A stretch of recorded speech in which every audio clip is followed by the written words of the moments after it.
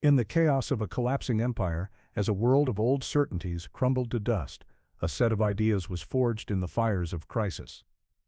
This was not a philosophy born in the quiet comfort of an ivory tower. It was a philosophy of the front lines, an armor for the soul, designed for a world where everything external, wealth, status, health, even life itself, could be stripped away in an instant. This philosophy is called Stoicism, and its central question is one of the most urgent all of human existence. How can a person live a good, strong, and tranquil life in a world that is fundamentally unpredictable and often hostile? The thinkers who built this system were not just academics. They were men who had been tested by the most extreme circumstances imaginable. Their wisdom was earned through lived experience, and it is for this reason that their insights remain so powerfully relevant 2,000 years later. They explored the deepest questions of the human condition. What is truly within our control? How do we face suffering and loss without breaking?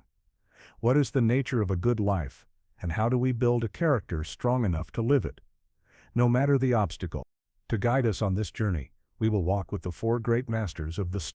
We will meet Zeno, the wealthy merchant who lost everything he owned in a shipwreck, and in that total ruin, discovered the one treasure that can never be taken away: a virtuous and unconquerable character. We will walk the treacherous corridors of power with Seneca, a statesman navigating the murderous court of Emperor Nero, who taught that wisdom is found not in escaping the world, but in maintaining one's integrity and tranquility within its chaos. We will learn the nature of true liberty from Epictetus, a man born into slavery who proved through his own life that the body can be in chains while the mind remains absolutely and unshakably free. And finally, we will sit by the lamplight with Marcus Aurelius, the Emperor of Rome, who ruled during plague and constant war, and who demonstrated that philosophy's highest purpose is to guide a person in the unwavering performance of their duty, no matter how heavy the burden. These are our guides. Their lives and their lessons form the foundation of our study. In this comprehensive series, we will explore every major idea this school of thought ever developed. For those who wish to understand the journey ahead, our exploration will be guided by the three great disciplines of Stoic practice. First, we will master the discipline of perception, learning how to see the world clearly and objectively, free from the distortions of our own judgments and irrational emotions.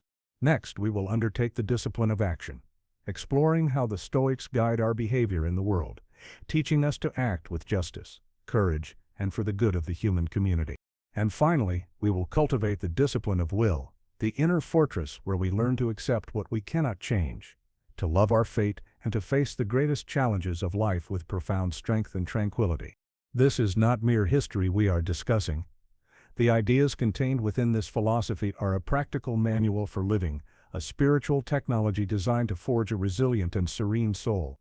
Prepare yourself for a journey into a system of thought that has empowered millions to endure the worst that life can offer, and to flourish not in spite of it but because of it. Let us begin. To understand Stoicism, we must first understand the world that necessitated its creation. Picture the Mediterranean world in the late 4th century BCE. The Titan, Alexander the Great, is dead. His empire, a vast territory stitched together by conquest, has been torn apart by his ambitious generals. The old, stable world of the Greek city-states like Athens and Sparta is gone forever. In its place is a new era of constant warfare, political instability, and profound cultural anxiety. For the average person, life was a lottery. The city you were born in might not exist next year. The identity you held dear was being erased. Everything felt unstable, unpredictable, and outside of your control. This crisis created a hunger for a new kind of philosophy. The grand abstract questions of Plato and Aristotle about the nature of reality, or the ideal state, felt like luxuries from a bygone era. People needed answers to more urgent personal questions. How do I endure? How do I find peace when my world is in flames? In an age of chaos, where can I find a foundation that cannot be shaken? It is in this environment that our story begins, with a man named Zeno of Citium. Zeno was not a philosopher by trade. He was a successful merchant, a man of the world. He was on a voyage from Phoenicia to Athens, his ship laden with a precious cargo of Tyrian purple, a dye so valuable it was worth more than its weight in gold. He was, by any measure, a man at the top of his game. And then, in a single afternoon, a storm took it all. The ship went down. The cargo was lost. Zeno washed ashore with nothing but the clothes on his back. He had lost his fortune, his status, his entire livelihood. In the heart of Athens, he was a refugee, a failure, a man with every reason to fall into despair. It is here, at the absolute rock bottom of his life, that the philosophy of Stoicism was born. There in Athens, at the absolute lowest point of his life, Zeno had a choice. He could surrender to bitterness and despair, cursing the gods and the sea that had stolen his fortune. This is the path most would have taken, but Zeno chose another. He wandered into a bookstore and by a stroke of fate began to read a text about the life and teachings of Socrates. He was so struck by the man's wisdom and integrity that he looked up at the bookseller and asked a question that would change the course of Western philosophy. Where can I find men like this? The bookseller simply pointed to a well-known philosopher passing by on the street, and in that moment, Zeno's new life began.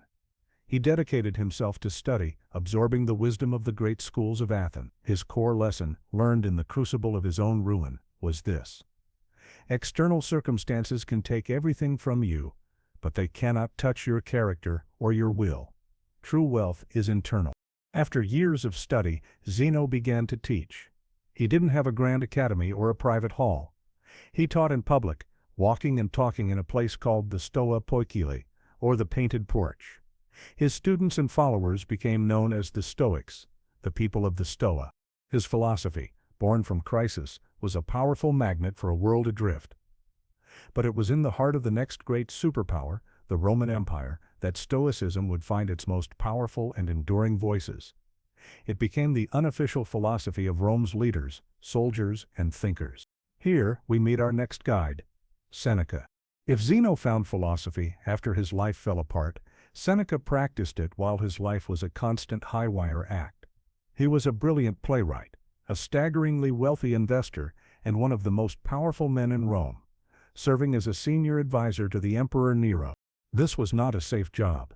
Nero was a vain, paranoid, and murderous tyrant. Seneca's daily reality was navigating a world of deadly political intrigue, where a single wrong word could mean exile or a death sentence. He was surrounded by corruption, yet he wrote some of the most profound letters on how to live a life of virtue and meaning. His great lesson was that Stoicism is not a philosophy of retreat. It is not about escaping the world to find peace on a mountaintop. It is about finding tranquility and maintaining your integrity right in the middle of the storm, in the heart of the corrupt and messy real world. Now, contrast Seneca's life with that of our next teacher, Epictetus. While Seneca was one of the richest men in the empire, Epictetus was born at the very bottom. He was a slave. He was considered property, not a person. He suffered from a physical disability, a crippled leg that, according to legend, was broken by his own master as a punishment. Think about this reality. He had no control over his body, no control over where he lived, and no control over what he did from one day to the next. He was, in every external sense, the least free person imaginable. And yet, it was this man who became one of history's most powerful teachers of freedom. For Epictetus, the core of Stoicism was a radical, liberating truth. Your mind is a fortress that no one can conquer but you. He taught that while men could chain your body, they could never touch your will, your judgments, or your power to choose. True freedom, he argued, is an internal victory. His final lesson is the most powerful. You are not what happens to you. You are how you choose to respond. The ideas of this crippled slave were so potent that they were studied by our final guide, the man who sat on the throne of the world, Marcus Aurelius. Here we have the ultimate stress test for a philosophy. Marcus Aurelius was not just an emperor, he was the philosopher king that Plato had only dreamed of. He held absolute power over an empire of more than 60 million people, but his reign was not one of peace and prosperity. He spent most of it on the northern frontiers of the empire, fighting off barbarian invasions. He dealt with a devastating plague that killed millions, including some of his own children. He faced betrayals from his closest allies and the immense crushing weight of responsibility for the entire known world.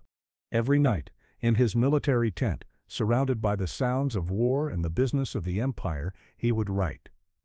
He wasn't writing a book for publication, he was writing for himself. This journal, which we now know as Meditations, was his private practice. It was him reminding himself, day after day, how to apply Stoic principles to his overwhelming reality. His life gives us the final, critical lesson of the founders. Philosophy is not an abstract pursuit, but a daily discipline. It is the tool that allows a person to perform their duty with justice, courage, and self-control, especially when the pressure is at its most intense. So, these are the men who built the fortress of the mind.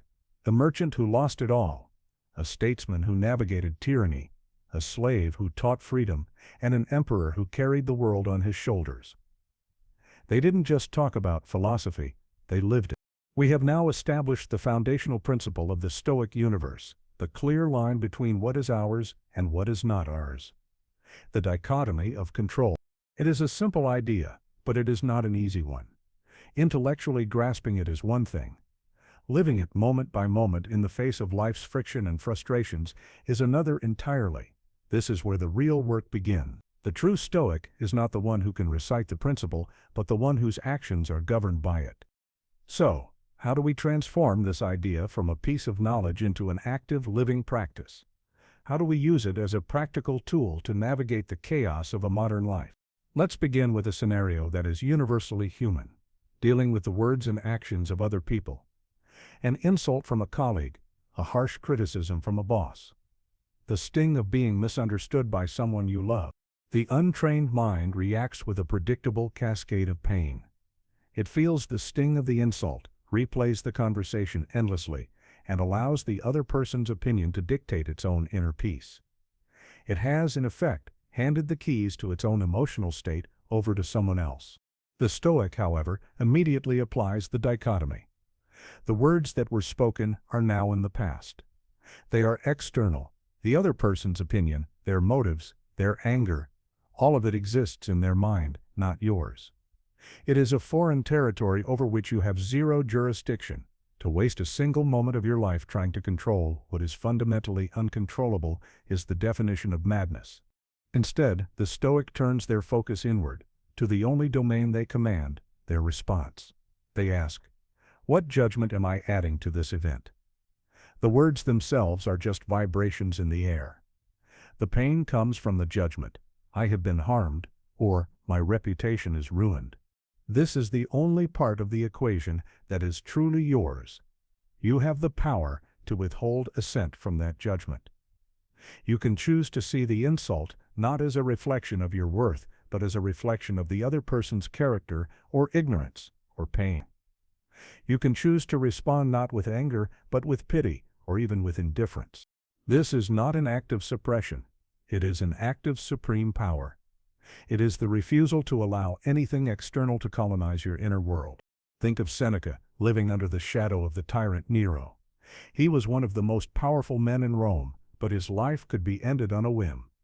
He faced constant slander from rivals in the court. If Seneca had tied his inner peace to Nero's moods or his rivals' opinions, his life would have been a living hell of constant anxiety.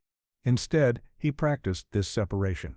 He wrote, "If you are pained by any external thing, it is not this thing that disturbs you, but your own judgment about it. And it is in your power to wipe out this judgment now." This wasn't a comforting aphorism, it was his daily survival strategy. Let's apply this to another modern plague: anxiety about the future. We spend so much of our lives consumed by what-ifs. What if I fail the exam? What if I don't get the promotion? What if this relationship ends? The mind projects itself into a future that does not exist and suffers from catastrophes that have not happened. The Stoic applies the dichotomy here as well. The future is not up to us. The outcome of the project, the result of the interview, the final decision of another person, these are all external. To fixate on them is to surrender your tranquility to a phantom. The only thing that is up to you is your action in the present moment. You cannot control whether you get the job, but you can control the quality of your preparation for the interview right now. You cannot control the outcome of a difficult conversation, but you can control your decision to speak with honesty and courage right now. The Stoic cure for anxiety is to pull the mind back from the imagined future and focus it with laser-like intensity on the task at hand. Take the next right action. Prepare with excellence. Act with virtue, and then release your attachment to the outcome. This is the essence of what Marcus Aurelius was doing every night in his tent. As emperor, he faced 1,000 potential future disasters, military defeats, political betrayals, the spread of plague. To worry about all of them would have paralyzed him. So he brought his focus back to what he could control, his duties for that day. He wrote, "Do not let the future disturb you, for you will meet it, if you have to, with the same weapons of reason which today arm you against the present." The work of Stoicism is a constant, vigilant sorting process. In every moment, you are the gatekeeper of your own mind, examining every impression that arrives at the door. You ask of it, are you one of the things that is up to me, or are you one of the things that is not? If it is something not up to you, you say to it, you are nothing to me, and let it pass. If it is something that is up to you, your choice, your judgment, then you give it your full and undivided attention. This is not a cold or unfeeling way to live. It is the very opposite. By refusing to waste our precious energy on the vast ocean of things we cannot change, we liberate an immense amount of power to focus on the things we can, to be a better person, to act with courage, to contribute to the good of others. It is, in the end, the most radical paradox of all. Stoicism does not teach us to stop feeling. It is the revolt against suffering's tyranny over our feelings. We have established the great wall that separates our inner kingdom from the outer world, the dichotomy of control. This is the first and most critical line of defense. But now we must go deeper. We must ask a more fundamental question. Why does this wall work? What is the actual psychological mechanism that allows a human being to stand firm while the storms of life rage outside?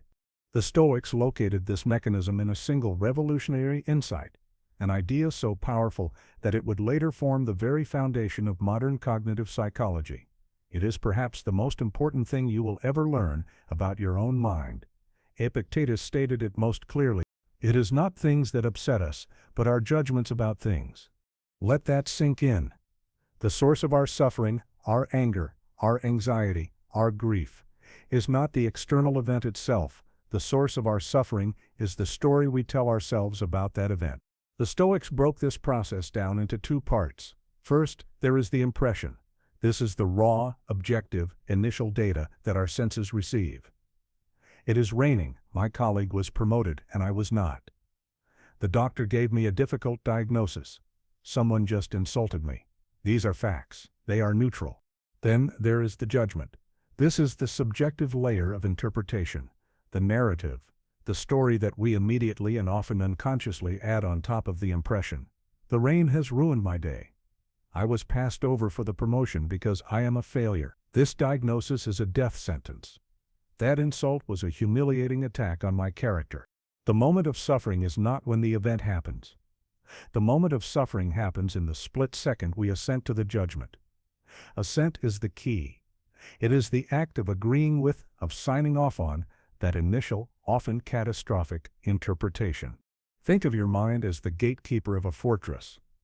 An impression arrives at the gate. It might be a messenger carrying news.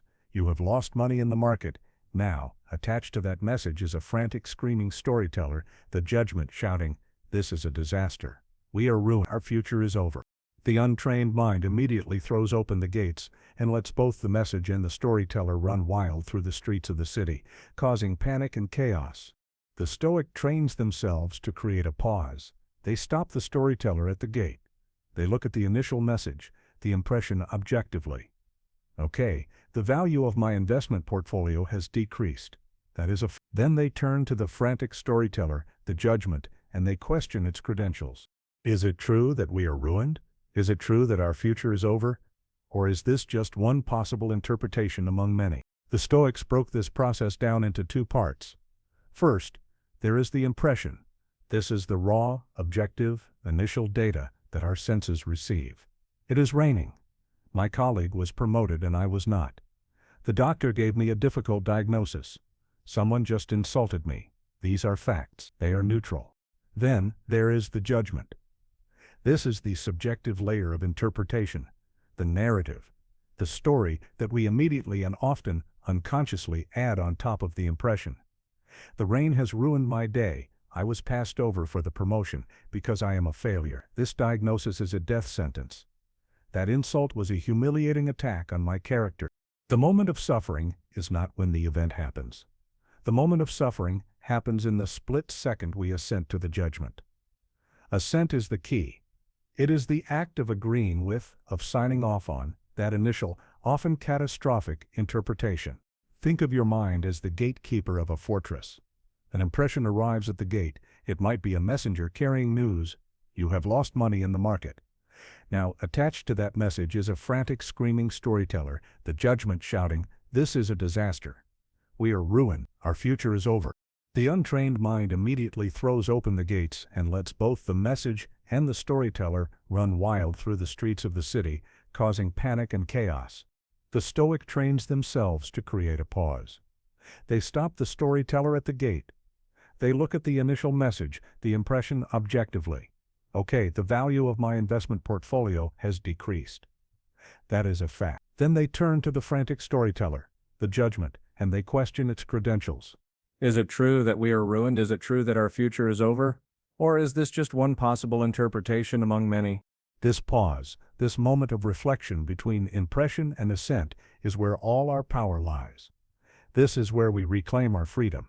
Nowhere is this practice more powerfully embodied than in the life of Epictetus himself. Remember, he was a slave with a crippled leg. The daily raw impression of his life was one of pain and bondage. The physical sensation of his damaged limb was a constant, undeniable fact. The storyteller, the judgment that would naturally attach to this, is obvious. My life is a tragedy. I am a victim. My suffering is unbearable. Most people in his position would have assented to this story without a second thought. And who could blame them? But Epictetus was a philosopher. He performed the work at the gate. He separated the impression from the judgment. He understood that the physical pain in his leg was one thing, but the story of his suffering was another. He refused to assent to the idea that his external condition defined his internal worth. His lesson, forged in the agony of his own body, is this: they can break your bones, but they can only break your spirit if you give them your consent. They need your assent. Without it, their power ends at your skin. This is the work of a lifetime. It is the practice of becoming a vigilant, discerning gatekeeper of your own mind. It means catching yourself in the act of making snap judgments. When you feel that flush of anger or that pang of anxiety, you stop. You ask, what just happened objectively? And what story am I telling myself about what happened? Is this story true? And more importantly, is it helpful? By creating this space for reason, we stop being puppets of our own reactions. We stop allowing the random chaos of the world to dictate our inner peace. We become the calm, rational arbiters of our own minds. This is not a suppression of feeling. It is a refusal to be enslaved by unexamined feelings. It is the understanding that while we may not be the authors of the events of our lives, we are the sole authors of the meaning we assign to them. The Stoics discovered the most terrifying and liberating truth about the human mind. Our suffering is not a wound inflicted upon us by the world. It is a poison we willingly drink, and we alone hold the antidote. We have now learned to stand guard at the gates of the mind. We have learned to separate the raw event from the story we tell ourselves about it, to pause before we give our assent to a judgment that causes us pain. This is the foundational skill of the Stoic, the creation of a small, precious space between stimulus and response. But the Stoics knew that even the most disciplined mind can become overwhelmed.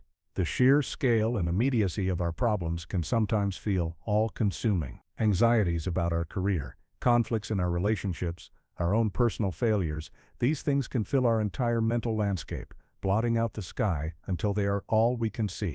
To combat this, they developed a powerful exercise in perspective. It is a tool for shrinking our ego, for dissolving our petty concerns, and for reconnecting with a reality far greater than ourselves. Marcus Aurelius, the emperor, practiced it constantly in the darkest hours of his reign. It is called the view from above. The practice is an act of imagination, a guided meditation designed to break the spell of our own self-importance. It begins where you are, right now. Imagine yourself floating up, out of your chair, rising through the ceiling of the room you are in. See the layout of your home, a small shape in a network of streets. Keep rising. See your neighborhood, your entire city, a sprawling grid of lights and activity. See the people in it, millions of them, each one living a life as complex and vivid as your own, each with their own hopes, fears, and struggles. Zoom out further still. See the curve of the earth. See the shape of your country, then your continent, just a patch of green and brown on a vast blue sphere. From this height, all the borders, all the conflicts, all the things that seem so important on the ground become invisible lines on a map. Now, float further out into the silence of space. Look back at the earth. It is a tiny, beautiful, fragile marble hanging in an infinite silent void. A single small outpost of life in an ocean of cosmic indifference. Hold that image. Now, from this vantage point, think about the thing that is causing you so much stress. That argument you had, that mistake you made at work, that fear about your future. Where is it? From this cosmic perspective, can you even see it? The problem that felt like the end of the world just an hour ago is revealed for what it is. A microscopic event happening to a microscopic creature on a microscopic speck of dust, hurtling through an incomprehensible vastness for a fleeting instant of time. This exercise is not meant to invalidate your suffering. Your pain is real. But the view from above provides context. It shatters the illusion that your personal drama is the center of the universe. It is a powerful antidote to the tyranny of the ego. We must remember the man who practiced this most diligently. Marcus Aurelius was not a recluse in a monastery. He was the emperor of Rome. His daily reality was the weight of the world. Imagine him in his tent on the front lines of a war in Germania. The impressions arriving at the gates of his mind were overwhelming. Reports of military casualties, news of a plague devastating his cities, whispers of betrayal from his own general. His personal grief was immense. He had buried several of his own children. The temptation to feel that his suffering was the most important suffering in the world must have been immense. The ego of an emperor is a powerful force. This is why he needed this exercise. He needed to see himself not as Marcus Aurelius, the emperor, but as just one man, one small part of the vast, interconnected whole. He needed to see the wars he was fighting as just one brief, bloody chapter in the endless scroll of human history. He wrote in his journal, "Think of the whole of existence, of which you are a tiny part, and of the whole of time, of which a brief and fleeting moment has been assigned to you, and of fate and what a small fraction of that you are." This was his medicine. It was how he found the strength to get up each morning and perform his duty, not for his own glory, but for the good of the whole. Practicing the view from above does two things. First, it brings a sense of calm and perspective to our anxieties. It reminds us that this too shall pass. Our greatest triumphs and our most devastating failures will, in the grand scheme of things, be forgotten. This is not a depressing thought, it is a liberating one. It frees us to act with less fear and less ego. Second, it fosters a profound sense of connection. When we see humanity from above, we don't see individuals, we see a single struggling, beautiful species. We see that our own pain is part of a shared human experience. This is the foundation of the Stoic idea of cosmopolitanism. It kills our tribal instincts and reminds us that we have a duty of care to all our fellow travelers on this small, fragile planet. The Stoics understood that we are trapped in the prison of our own perspective. Our minds are natural magnifying glasses, taking small problems and blowing them up until they are monstrous. The view from above is the tool that flips that lens, allowing us to see things in their true cosmic proportions. It is, in the end, a paradoxical practice. To truly understand your own life, you must learn to look at it from a place where it can barely be seen at all. If the view from above is the Stoics' telescope, allowing us to see our lives in their vast cosmic context, then our next exercise is their microscope. It is a tool designed to look at the fragility of our own lives, not with fear but with a calm and rational eye. This practice at first seems counterintuitive. It may even sound like a recipe for depression, but it is in fact one of the most powerful techniques for building resilience and fostering a profound sense of gratitude. It is called Premeditation Malorum, the premeditation of evils. The modern world is built on a foundation of positive thinking.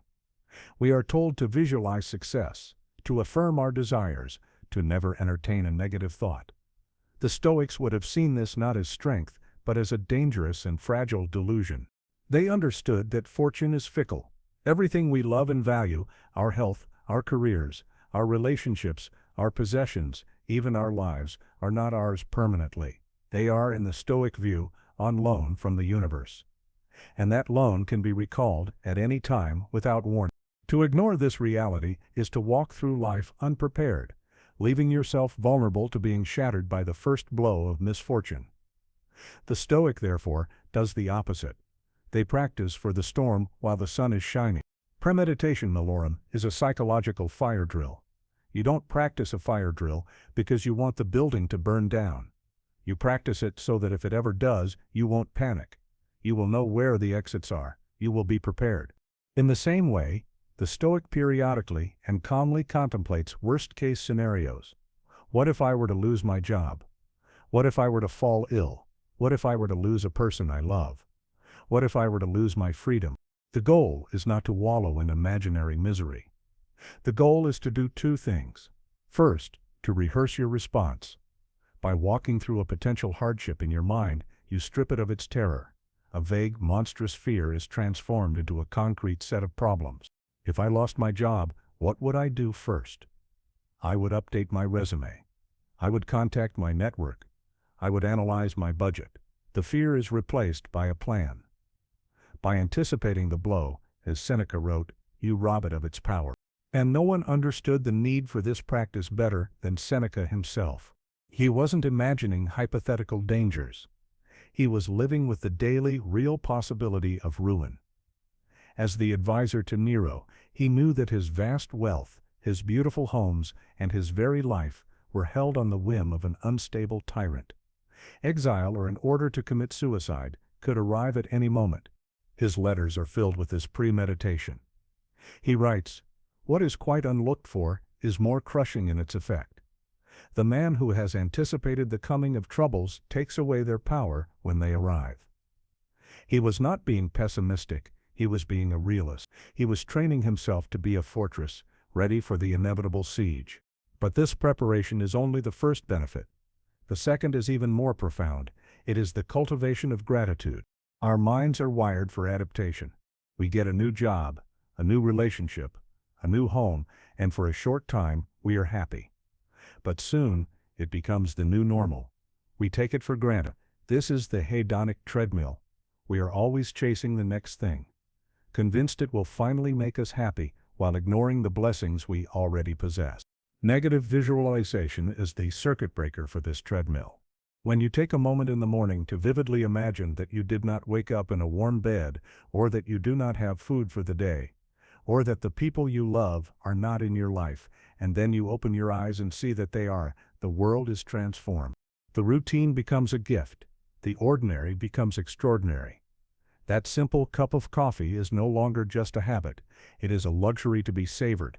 The presence of your family is no longer a given. It is a precious, temporary miracle. This practice resensitizes us to the profound beauty of our own normal lives. It allows us to appreciate what we have, right now, without needing to lose it first. This is the work. It is not about becoming a pessimist. It is about becoming a prepared and grateful realist. It is the understanding that while we should hope for the best, we must also be prepared for the worst. By doing so, we build a psychological immune system. We become less fragile, less easily disturbed by the inevitable shocks of life. We are harder to break, not because we are unfeeling, but because we are prepared. The Stoics understood a strange alchemy of the soul, that to build an unshakable appreciation for the light, you must first be willing to calmly and deliberately study the darkness. We have learned to stand guard at the gate of the mind, creating a crucial pause between an event and our response to it. But what exactly are we supposed to do in that pause? How do we analyze the impressions that arrive at the gate to ensure we don't assent to a destructive judgment? The Stoics developed a practice for this, a mental discipline of perception that is both simple and incredibly profound. It is the art of seeing things as they truly are, stripped of the emotional, subjective, and often hysterical language we wrap around them. This practice is the foundation of objectivity. The Stoics understood that the words we use are not just labels, they are lenses. The language we choose to describe our reality actively shapes that reality. When we use dramatic, value-laden words, we are not describing the world. We are projecting our own inner turmoil onto it. We don't just get stuck in traffic. We are trapped in a nightmarish gridlock that is ruining our day. A colleague doesn't just disagree with us in a meeting. They humiliated us with a vicious personal attack. The goal of the Stoic is to surgically remove this layer of drama and see the raw, unvarnished event that lies beneath. No one practiced this with more discipline than Marcus Aurelius. As emperor, he was the target of a constant fire hose of information, military reports, political gossip, petitions, and personal pleas. All of it arrived, colored by the emotion of the messenger, the panic of a general, the ambition of a courtier, the grief of a citizen. His ability to lead effectively and to maintain his own sanity depended on his ability to cut through the emotional fog and see the objective fact at the center. In his meditations, he gives us a masterclass in this practice. He takes the most emotionally charged aspects of human life, luxury, sex, even death itself, and breaks them down into their cold, physical components. He writes about a luxurious feast, the kind of meal designed to impress and delight the senses. Instead of seeing it as a symbol of wealth and pleasure, he forces himself to see it objectively. He writes that a fine vintage of wine is merely fermented grape juice. A gourmet dish of roasted meat is simply the dead body of a fish, a bird, or a pig. Why would he do this? Why take something beautiful and describe it in such a bland, almost grotesque way? He's not trying to be a killjoy. He is training his mind to see things for what they are, stripped of the hype, the status, and the subjective value we project onto them. By seeing the fancy meal as just dead animals, he prevents his mind from developing an irrational attachment to it. He robs it of its power to control him through desire. He applies this same ruthless objectivity to everything. He describes a beautiful purple robe, a symbol of his own imperial power, as nothing more than sheep's wool dyed with the blood of a shellfish. He takes the ultimate symbol of his status and reduces it to its humble physical origins. This is an exercise in humility, a reminder that even an emperor is just a man, draped in the same basic materials as anyone else. He even applies this lens to the act of sex, describing it in famously blunt terms as the rubbing of entrails and the spasmodic ejection of a sticky liquid. Again, this isn't the prudishness of a man who hates pleasure. It is the discipline of a man who refuses to be a slave to his passions. By seeing the biological reality of the act, he prevents it from becoming a mythical, all-consuming force that can override his reason. He puts it in its proper place. This practice of objective description is the Stoic's primary weapon against destructive emotions. Our anxiety, our anger, and our fear are almost always fueled by the dramatic, exaggerated stories we tell ourselves. The practice is to stop the story and just state the facts. Think of how this applies to our modern lives. You are passed over for a promotion. The story your mind immediately tells you is, "I'm a failure. My career is over, my boss thinks I'm worthless." This story generates immense suffering. The Stoic trains themselves to pause and describe the event objectively. During a corporate restructuring, another person was selected for a position I also desired. That's it. That is the fact. The story of being a failure is a judgment you have added. By refusing to add the story, you rob the event of its emotional power. You are left not with a personal catastrophe, but with a simple, neutral event that you can now respond to with reason and strategy. This is a form of active translation. You take the emotionally charged language of your initial impression and you translate it into the calm, objective language of physics or biology. Your heart is pounding before a public speech. The story is, "I'm terrified. Everyone will judge me. I'm going to humiliate myself." The objective translation is, "My adrenal gland has released hormones in response to a perceived social challenge, causing an increase in my heart rate and respiration." Seeing it for the biological process it is can create just enough distance to allow your rational mind to regain control. You feel the sting of an insult. The story is, "That person attacked me and wounded my honor." The objective translation is, "That person vibrated the air with sound waves from their mouth. My ears converted these vibrations into electrical signals. My brain interpreted these signals based on past experiences and attached a negative value to them. The insult is not a metaphysical wound, it is an interpretation of sensory data. This may seem like a cold and detached way to live, but the Stoics would argue it is the only path to true warmth and connection. By refusing to be jerked around by our own dramatic interpretations, we preserve our inner peace. A person who is not constantly at war with their own judgments has far more energy left over to act with kindness, compassion, and courage in the world. Marcus Aurelius didn't use this technique to become a cold, unfeeling robot. He used it so he could endure the immense pressures of his office and still find the strength to serve his people with justice and care. He stripped the world of its false drama so that he could engage with its true substance. This, then, is the art of Stoic perception. It is the discipline of seeing the world without the filter of our own ego, our own desires, and our own fears. It is the difficult and lifelong practice of looking at a thing and seeing only what is actually there. The Stoics teach us a strange and difficult art to see the world with the cold, objective eye of a coroner in order to live in it with the warm, unconquerable heart of a sage. Of course, let us continue our journey. We have spent the last several parts in the inner world, in the mental gymnasium, where the Stoic trains their perception. We have learned to build the fortress, to stand guard at the gate, to see things with a cold and beautiful objectivity. But this is only the first of the great Stoic disciplines. A philosophy that remains purely internal is a philosophy of inaction. It is a form of sterile self-contemplation. The Stoic fortress is not a place to hide from the world. It is the secure base from which a person must engage with the world. So now we move from the discipline of perception to the discipline of action. Now that we know how to see the world clearly, how do we act in it? What is the goal of all this mental training? What is the good that we are supposed to pursue? Every philosophy, every religion, every person must ultimately answer this question. For most of us, the answer seems obvious. The good is happiness, pleasure, success, wealth, health, love. These are the things we chase, the things we believe will bring us a fulfilling life. The Stoics looked at this list and offered a radical and, at first, deeply unsettling alternative. For the Stoics, the answer was simple and absolute. The only true good is virtue. Everything else, literally, everything else is indifferent. Let that sink in for a moment. Your health, your wealth, your career, your reputation, the people in your life, even life itself, and death. All of these things are, in the ultimate sense, morally neutral. They are indifferent.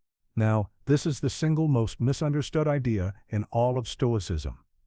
The immediate reaction is to think that Stoics are cold, unfeeling robots who don't care about anything. This is completely wrong.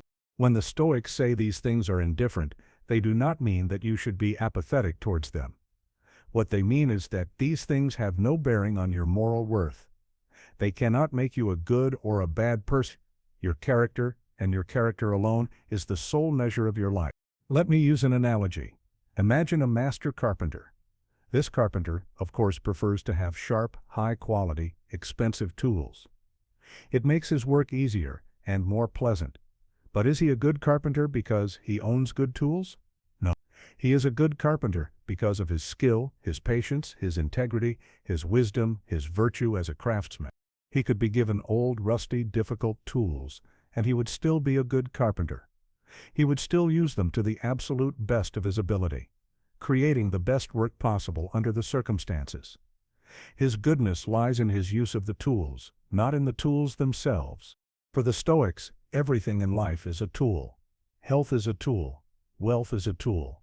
Your job is a tool. Your relationships are tools. They are all indifferent. They made a further distinction. Some are preferred indifference, like health, wealth, and friendship. We should, all things being equal, pursue these things. They are the sharp tools that can make life more pleasant.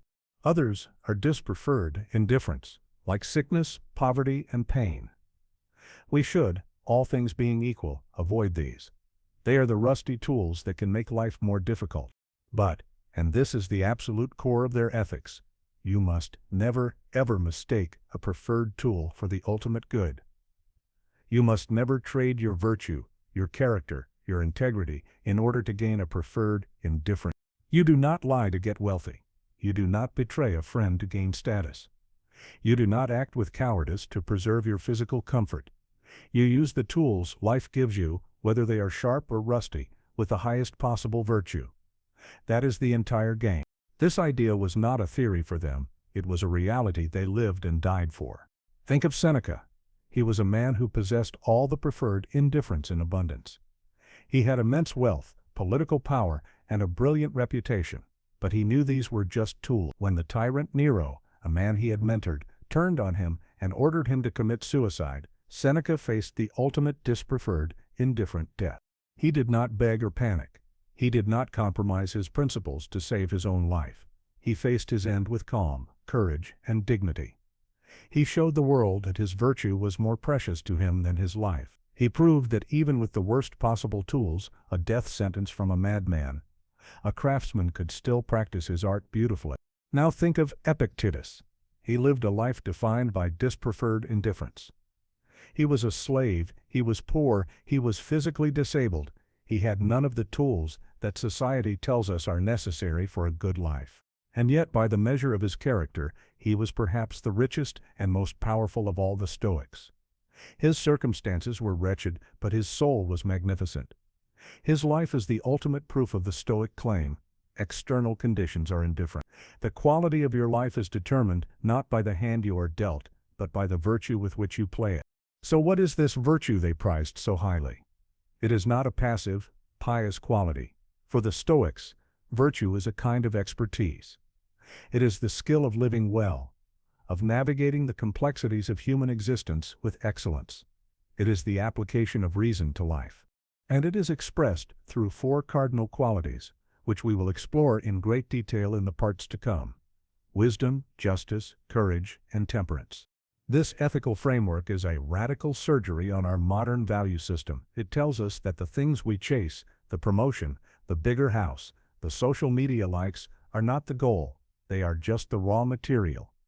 The real goal is how we act in the pursuit and in the loss of these things. The goal is to build a character so strong and so virtuous that it can be happy and serene with wealth or in poverty, in sickness or in health, with fame or in obscurity.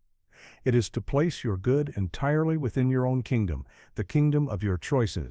The Stoics teach that to truly possess the things we desire, peace, strength, happiness, we must first learn to be completely and utterly okay without them.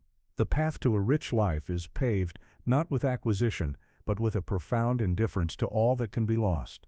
We have arrived at the ethical core of Stoicism, the unwavering belief that virtue is the only true good. We have learned that everything else, from our health and wealth to our reputation and relationships, are merely the raw materials of life, the tools we are given to work with. But what does it mean to use these tools well? What does it mean to be virtuous? The Stoics answered this by identifying 4 cardinal virtues, 4 pillars upon which a good and meaningful life is built. They are wisdom, justice, courage, and temperance. In this part, we will explore the first and most important of these. It is the master virtue, the guiding intelligence from which all the others flow. Without it, courage becomes recklessness, justice becomes blind legalism, and temperance becomes mere self-denial. This is the virtue of wisdom. When we hear the word wisdom today, we often think of someone with a vast amount of factual knowledge. A brilliant academic, a historian, a scientist. But this is not what the Stoics meant. They made a distinction. There is episteme, which is theoretical knowledge, the kind you find in books. And then there is phronesis, which is practical wisdom. This is the art of living, the skill of navigating the complex, ambiguous, and often difficult situations of real life with excellence and clarity. Stoic wisdom is not about knowing a lot of things. It is about knowing the most important things. Specifically, it is the clear and unshakable knowledge of what is good, what is bad, and what is indifferent. Let's break that down. For the Stoic sage, the wise person, the world is divided into these 3 categories. First, they know what is truly good. This is a very short list.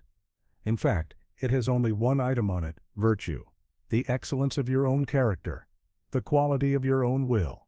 That is the only thing that can never be corrupted, the only goal worth pursuing for its own sake. Second, they know what is truly bad. Again, a very short list with one item: vice, the corruption of your character, the failure of your will to act with reason and integrity, things like cowardice, injustice, and foolishness. These are the only true evils to be feared, because they are the only things that can truly harm your inner self. And third, they know what is indifferent. This category contains everything else, everything external that we established in Part 9.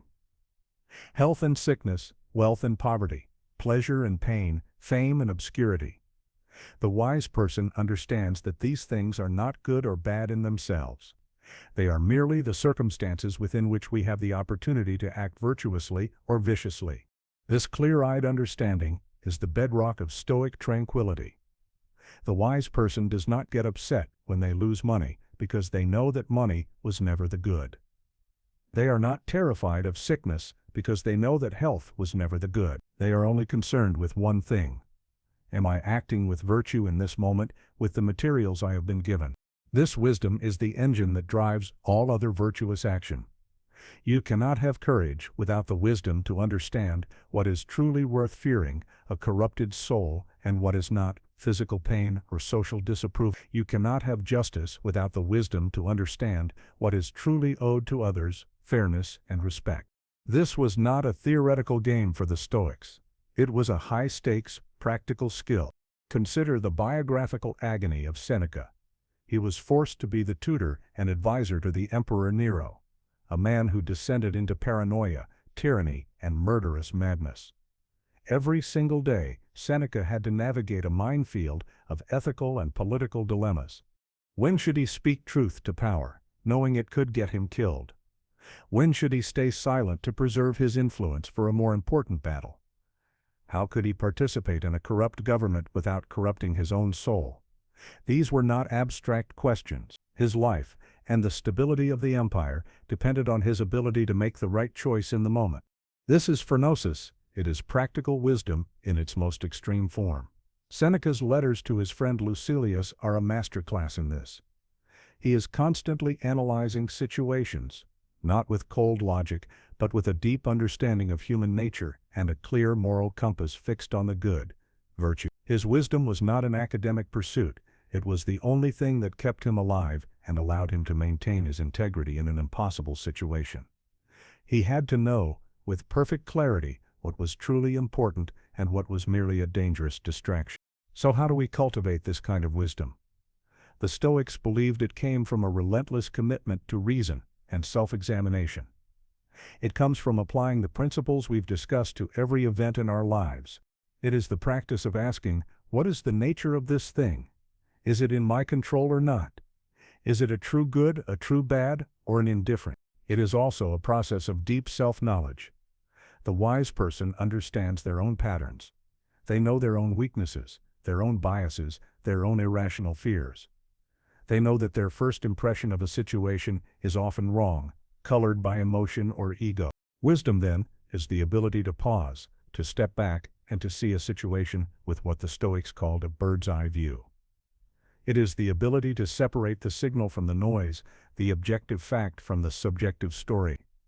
It is the skill of making decisions not on the basis of fear, desire, or ambition, but on the basis of clear-eyed, rational understanding.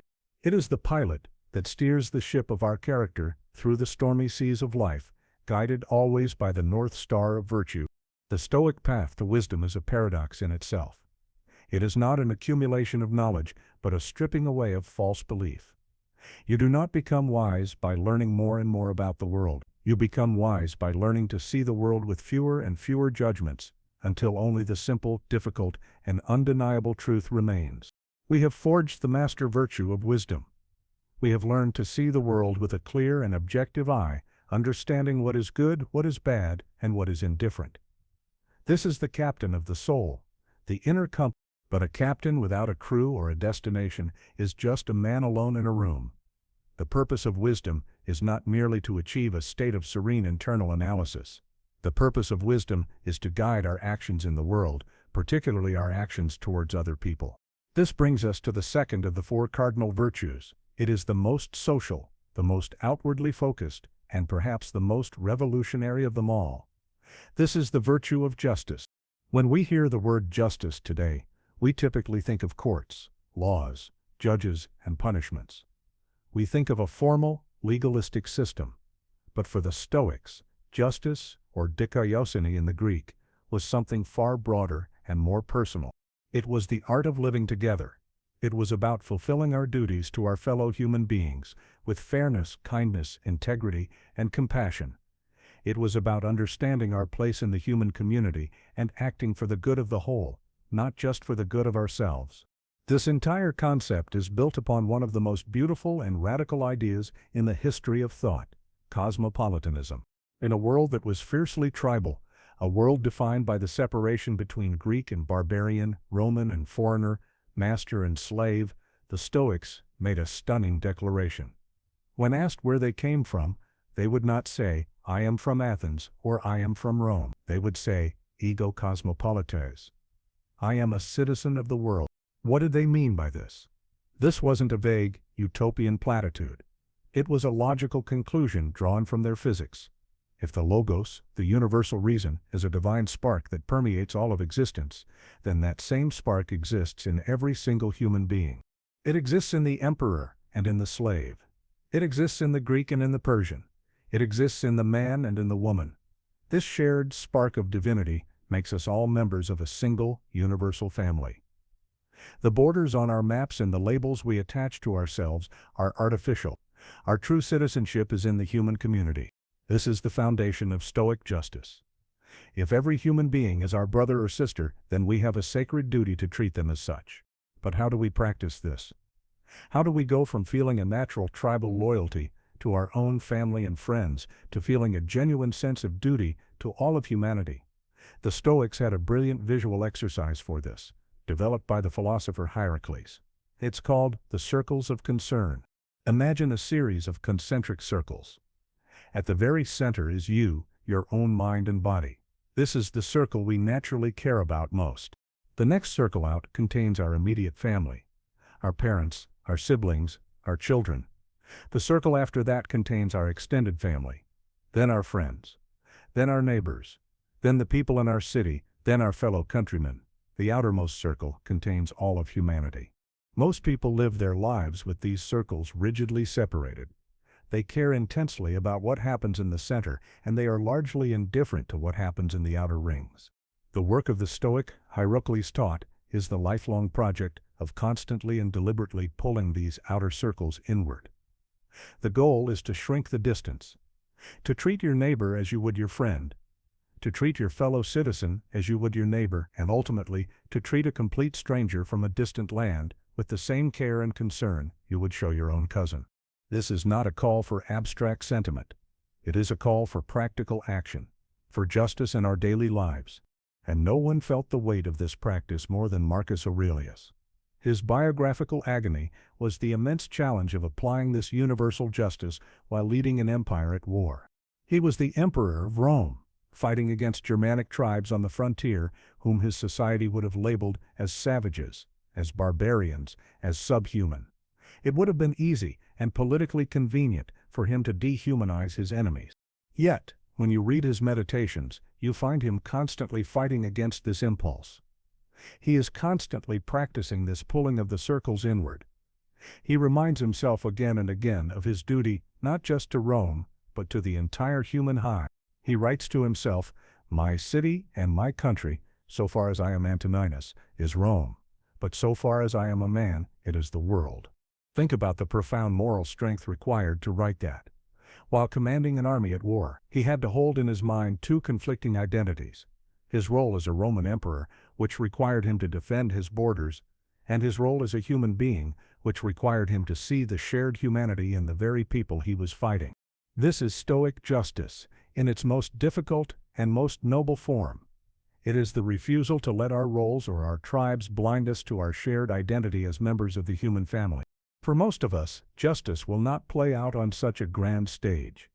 For the Stoics, justice is found in the small, daily fulfillment of our duties, what they called kathekon. It is the duty of a parent to a child, the duty of a friend to a friend, the duty of a professional to their client, the duty of a citizen to their community. Justice is simply doing the right thing, in the right way in every role you play. It is bringing your best, most virtuous self to every human interaction. It is acting with honesty, fairness, kindness, and good faith, not because you expect a reward, but because it is the right thing to do as a rational social being. Here lies the profound paradox of Stoic justice. They teach that the path to securing your own inner peace and freedom is to dedicate your life to the well-being of others. True self-interest is found in the service of the whole. You do not find yourself by looking inward and focusing on your own needs. You find yourself by looking outward and seeing your own face in the face of every stranger. We have established our highest ideal, the pursuit of virtue. We have learned that wisdom is our guide, showing us what is good, bad, and indifferent. And we have learned that justice is our purpose, directing our actions toward the good of the human community. But knowing what is right and doing what is right are two very different things. Often the path of virtue is not the path of least resistance. It can be difficult, unpopular, and even dangerous.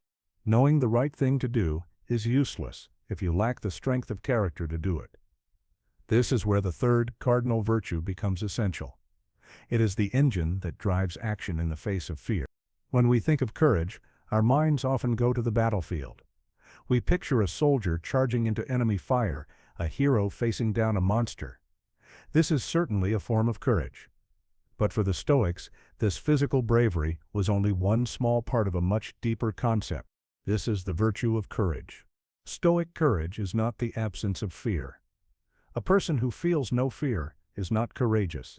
They are merely reckless or foolish. Fear is a natural, initial impression. Courage is what comes next. It is the choice to act virtuously, despite the presence of fear. It is the victory of reason over the irrational panic of our animal instincts. For the Stoics, courage was exercised in two great arenas, the physical and the moral. The first, physical courage, is the one we most easily recognize. It is the courage to face pain, illness, hardship, and ultimately death. This is not about being a tough guy who pretends pain doesn't exist. It is about enduring what you must endure without allowing it to break your character. No one embodies this more than Epictetus. Remember his story. He was a slave. His body was not his own. He was subjected to the whims of a master who, according to the legend, decided to torture him one day by twisting his leg in an iron press. As the pressure mounted, Epictetus did not scream or beg. He was surely in agony, but his reason remained in command.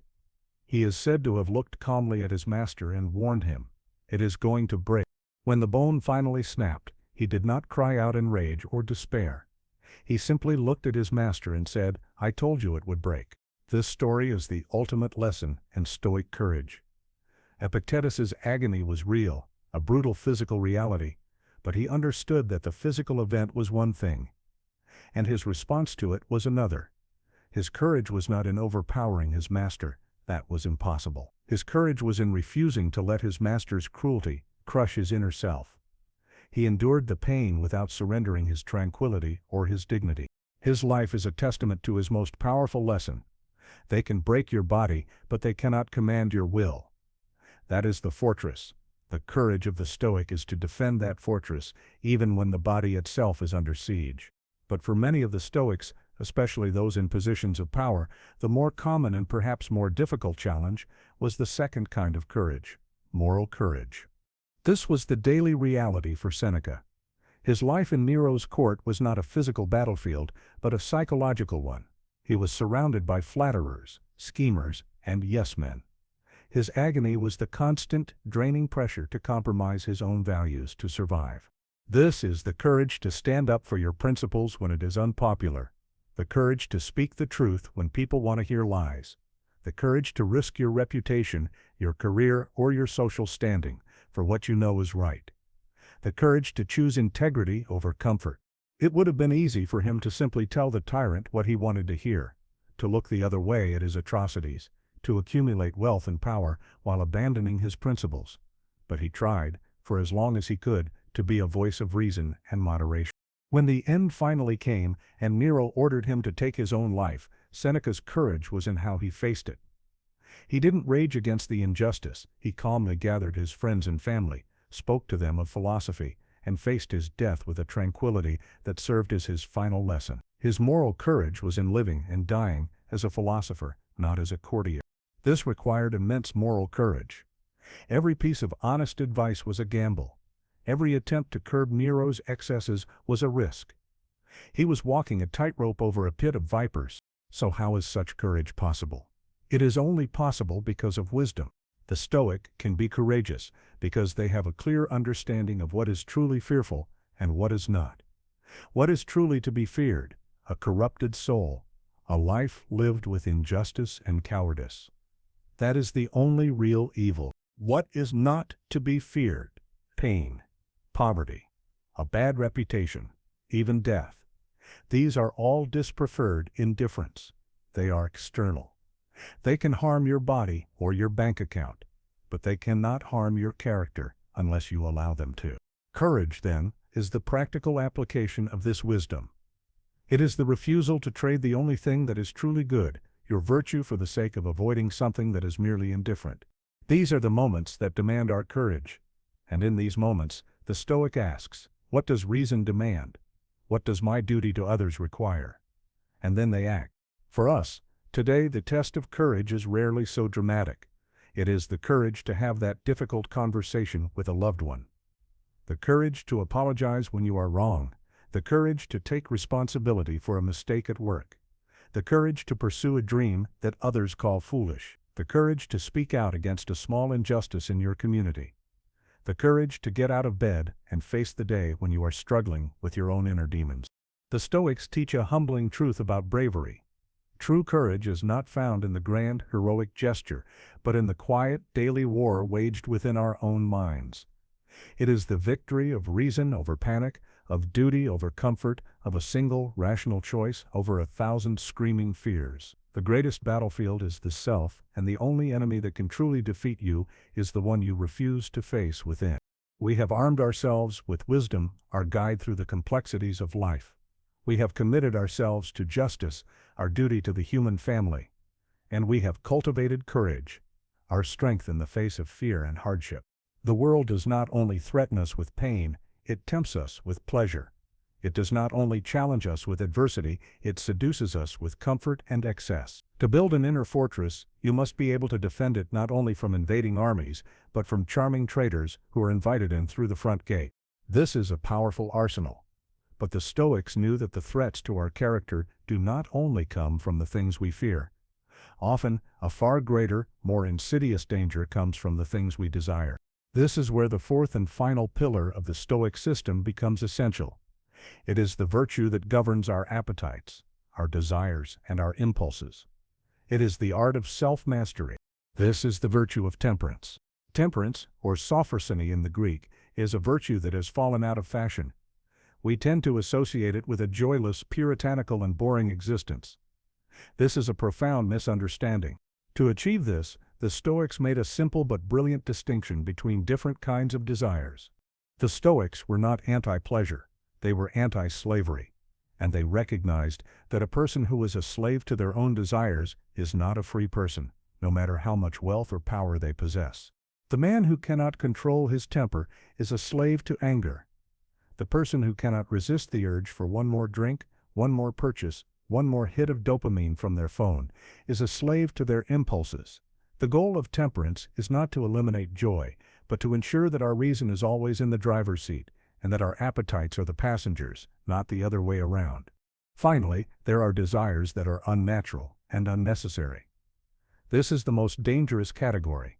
It includes the desire for fame, for political power, for a reputation built on the opinions of others. These desires, the Stoics argued, are a poison to the soul because they are based on the corrupt and false judgments of the crowd. They are an endless, unsatisfying chase that places your happiness entirely outside of your own control.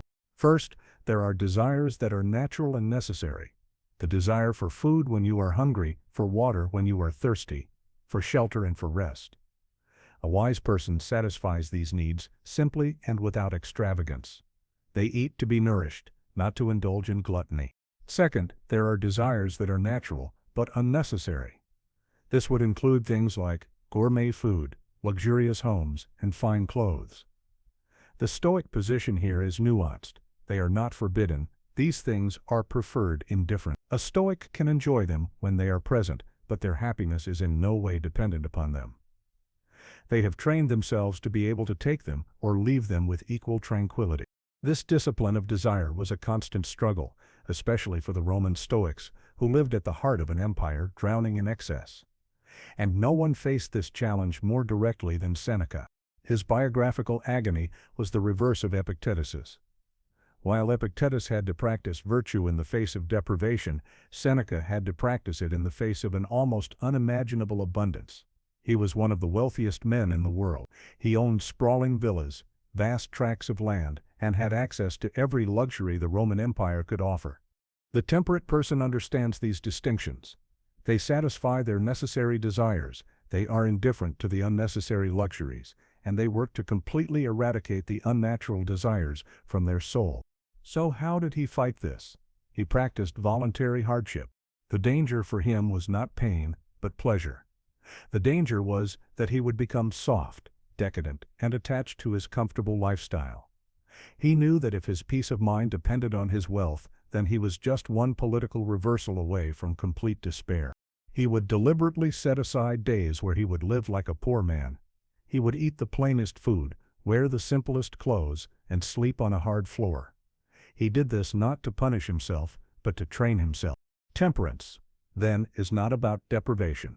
It is about freedom. It is the practice of wanting what you already have. It is the cultivation of a state of mind that is content with simple things, and therefore cannot be shaken by the loss of complex things. He was asking his body and mind a critical question. Is this what I was so afraid of?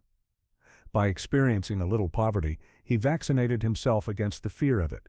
He proved to himself again and again that his happiness was not tied to his external circumstances. He was training himself to be content with the bare essentials, so that if fortune ever took his wealth away, which it threatened to do constantly, it would take nothing of real value from him. His lesson, forged in the heart of luxury, is this: you must master your possessions, or they will master you.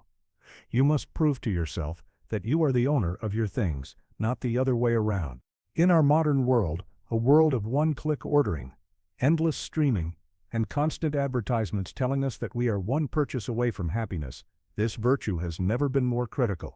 Each of these small, daily acts of self-control is an exercise. It is a rip in the mental gymnasium.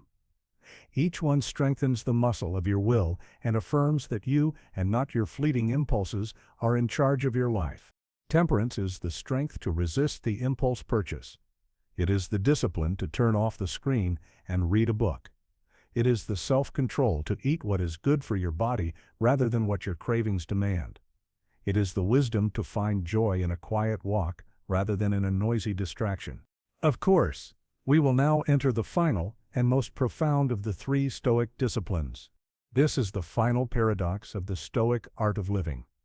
They did not reject pleasure, they perfected it. They understood that the greatest and most durable joys are not found in the frenzied pursuit of more, but in the tranquil appreciation of what is enough. True wealth is not having everything you want, it is wanting nothing more than what you already have. But even the most virtuous person, the most disciplined actor, will eventually face a reality that crushes their plans. They will face events that are not merely difficult, but tragic. They will face loss, betrayal, and the brute, unchangeable fact of their own mortality. We have now assembled the four great virtues.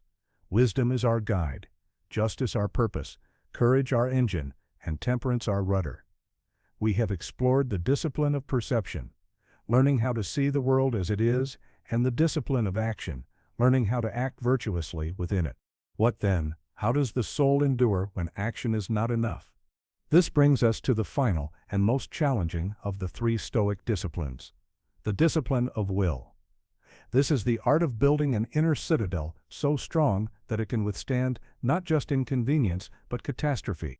It is a Latin phrase consisting of two words, Amor Fati, and at the very heart of this discipline is a concept so powerful, so radical, that the 19th century philosopher Friedrich Nietzsche would later call it his formula for human greatness. This idea is the final evolution of the dichotomy of control. It takes the principle of acceptance to its ultimate conclusion. It is one thing to tolerate what you cannot change. It is another thing entirely to love it. Amor Fati is not a grim, shoulder-shrugging resignation. It is not saying, "Oh well, I guess I'm stuck with this." It is an active, joyful, and total embrace of your life as it is in its entirety, the good, the bad, the beautiful, and the agonizing. It is the practice of seeing every event, no matter how painful, as not just necessary but as desirable. The literal translation is a love of one's fate. To wish for a single event in your life to have been different, to wish the shipwreck had never happened, to wish the illness had never struck, is to wish for the entire universe to be different. It is an act of cosmic arrogance. It is, the Stoics argued, a form of insanity. The Stoic ability to do this is rooted in their worldview. Remember the logos, the belief that the universe is a single, rational, interconnected whole, unfolding with perfect reason. If this is true, then every event that occurs is a necessary and integral part of that perfect whole. How is such a mindset even possible? How can one love a tragic diagnosis, a painful betrayal, or a devastating loss? Instead of fighting against the current of reality, the wise person learns to swim with it. They learn to want what happens to happen. Marcus Aurelius gave us a powerful metaphor for this mindset. He said that a blazing fire does not complain about the fuel it is given. It doesn't matter what you throw into it.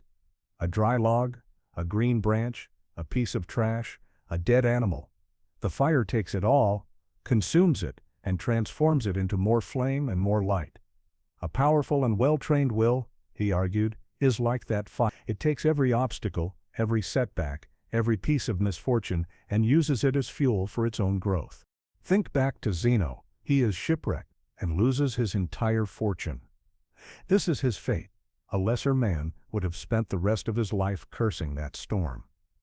But Zeno practiced Amor Fati before the term was even coined. He embraced his fate. He didn't just tolerate his ruin, he loved the path it set him on. He would later joke, "I made a prosperous voyage when I suffered shipwreck." This was not a mere thought experiment for the founders. This was their lived reality. The obstacle is not in the way. The obstacle is the way.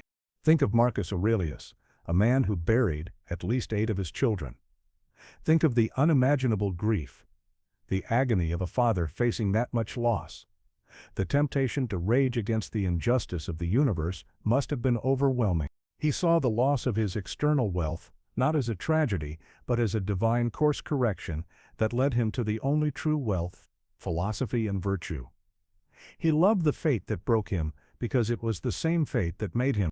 Yet, in his journal, he writes about accepting these events as a part of the grand tapestry woven by the Logos. He saw his personal tragedies as a necessary part of a larger, perfect design that he could not fully comprehend. This was not a cold intellectual exercise, it was the only way he could endure his pain without breaking and continue to perform his duty to his people. The layoff is not a failure, it is the necessary event that forces you to discover a new career you are more passionate about. The painful breakup is not the end of your life, it is the crucible that teaches you about your own resilience and capacity for self-love. Amor Fati is not the same as toxic positivity. It is not about pretending that a terrible event is actually good. The pain is real. The loss is real. The Stoic does not deny this reality. The practice is to accept the event in its full, often brutal truth, and then to choose to work with it, to see it not as a punishment, but as a challenge. Not as a dead end, but as a new and unexpected path. It is the ultimate act of turning poison into medicine. This is the ultimate alchemy of the Stoic will. It is the discovery that true freedom is not the ability to change your fate, but the power to love it. You do not become unconquerable by winning every battle, but by choosing to see every outcome, whether victory or defeat, as the perfect and necessary next step on your path. This is the formula for greatness. It is the ability to not just survive hardship, but to use hardship as the primary fuel for your own strength, wisdom, and character. It is to look at your life, with all its scars and all its sorrows, and to say, "I would not have it any other way." We have learned to love our fate, to embrace every event that life presents as the perfect and necessary raw material for our character. This is the great discipline of Amor Fati, the art of turning everything into fuel for our inner fire. But the Stoics knew that the fire does not burn forever. To truly live with virtue and purpose, we must be acutely aware not only of the content of our lives, but of the container, the finite, precious, and non-renewable resource of time. It is a Latin phrase, memento mori. This brings us to the second great practice of the Stoic will. It is a tool that our modern death-denying culture has tried to forget, but which the ancients understood as an essential ingredient for a good life. It is a thought that is at once terrifying and profoundly clarifying. In our world, this is a taboo. It is a morbid thought, something to be pushed away, a conversation to be avoided. We see death as a failure, a medical problem to be solved, an unfortunate accident. The Stoics saw it as the ultimate truth.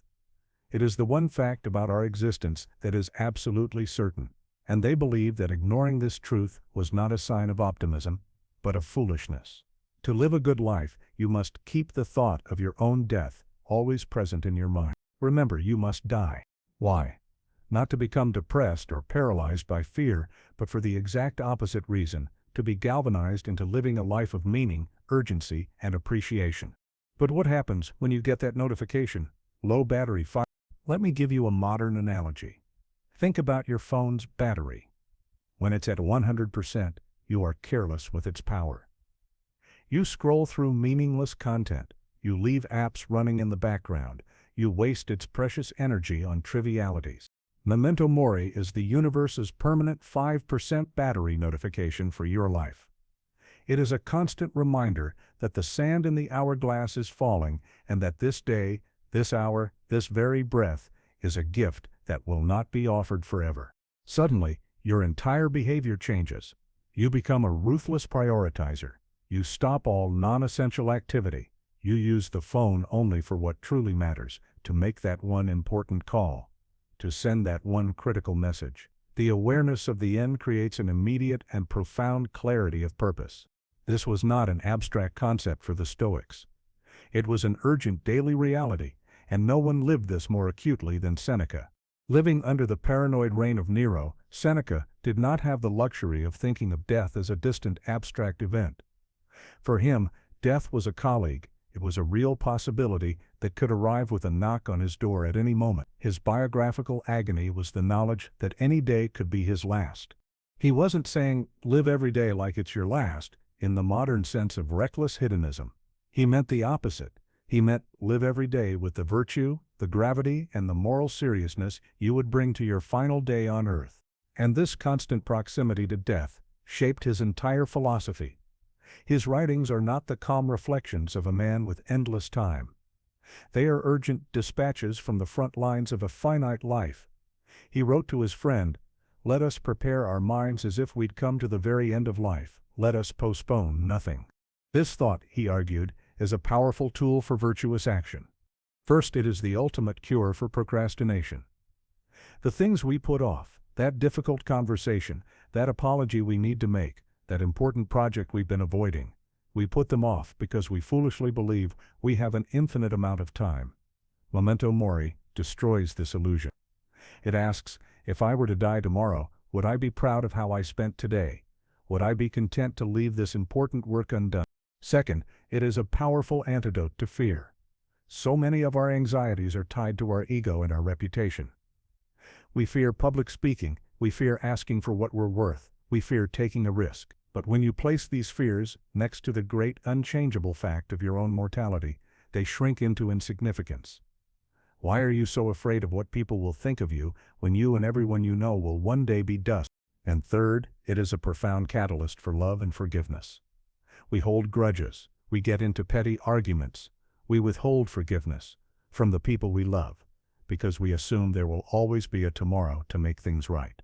Memento Mori reminds us that this is not guaranteed. It urges us to treat the people in our lives with the kindness and appreciation they deserve, right now, in this present moment, because it may be the last one we have with them.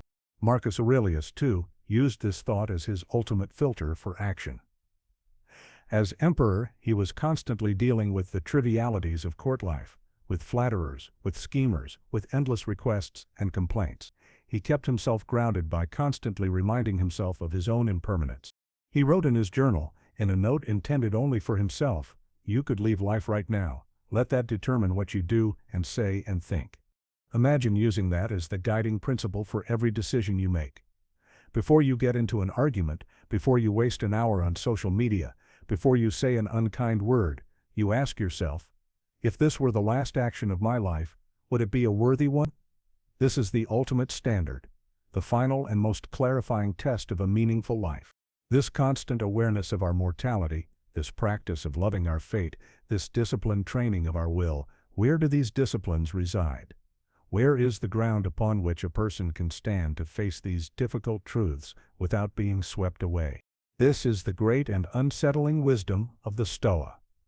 They teach us that to truly learn how to live, we must first learn how to face the reality of death. Life's incredible beauty and its profound meaning are not revealed by ignoring our mortality, but by staring directly into its face and using that cold, hard truth as the fuel to live a life of fire, purpose, and love. This is one of the most powerful metaphors in all of philosophy. It is the culmination of all our work so far. The inner citadel is that part of you that is pure reason, pure will, and perfected character. It is the fortress of the soul, a place of ultimate safety and tranquility that is completely immune to the fortunes of the outside world. They called it the inner citadel. The Stoics had a name for this place of ultimate strength, this internal sanctuary that no external chaos can ever breach. But this is the crucial point. The inner citadel is not a gift. It is not something you are born with.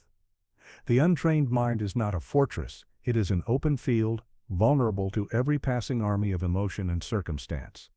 It is a flimsy shack in a hurricane. The citadel must be built. Your career can collapse, your reputation can be destroyed, your body can fail, the people you love can leave you, an empire can crumble around you, but the citadel, if it is properly built, remains untouched. His entire life was a siege. Imagine the sheer volume of external chaos that assaulted his mind every single day. He was a man managing a sprawling multicultural empire. He dealt with the constant threat of war on multiple fronts. He managed a plague that was killing thousands of his citizens daily. He faced political conspiracies, incompetent subordinates, and the immense crushing weight of being responsible for the well-being of millions. This is not a metaphor for them. It was a literal, daily project. And no one worked on its construction more diligently than Marcus Aurelius. It must be constructed, stone by stone, through constant daily practice. Every time you successfully apply the dichotomy of control, you are laying another stone in the wall. Every time you practice the view from above, you are building another watchtower. Every time you face a fear with courage or master a desire with temperance, you are reinforcing the gates. This is why he had to build his citadel. His book, Meditations, is not a philosophical treatise. It is a construction manual. It is the private architectural blueprint for his own soul. Each entry is another stone being laid, another wall being reinforced, another defense being tested. On top of this, he endured his own personal agony. The chronic pain and illness that afflicted his body, the deep grief of burying his own children, the loneliness of command. His external world was a relentless storm. If his peace of mind had depended on external conditions being calm and orderly, he would have been the most miserable man on earth. When he writes, "Nowhere can man find a quieter or more untroubled retreat than in his own soul," he is not speaking of some vague, peaceful feeling. He is talking about a place he has actively built, a fortress he can retreat to at any moment, even in the middle of a chaotic battlefield or a tense political meeting. The outer wall was the dichotomy of control, the clear knowledge of what was his to command and what was not. The watchtowers were built from objectivity, the ability to see events without the fog of his own dramatic judgments. The foundations were laid with the 4 cardinal virtues, a clear understanding of what was truly good. What were the walls of this fortress made of? They were made of the principles we have been discussing. We have established our highest ideal, the pursuit of virtue.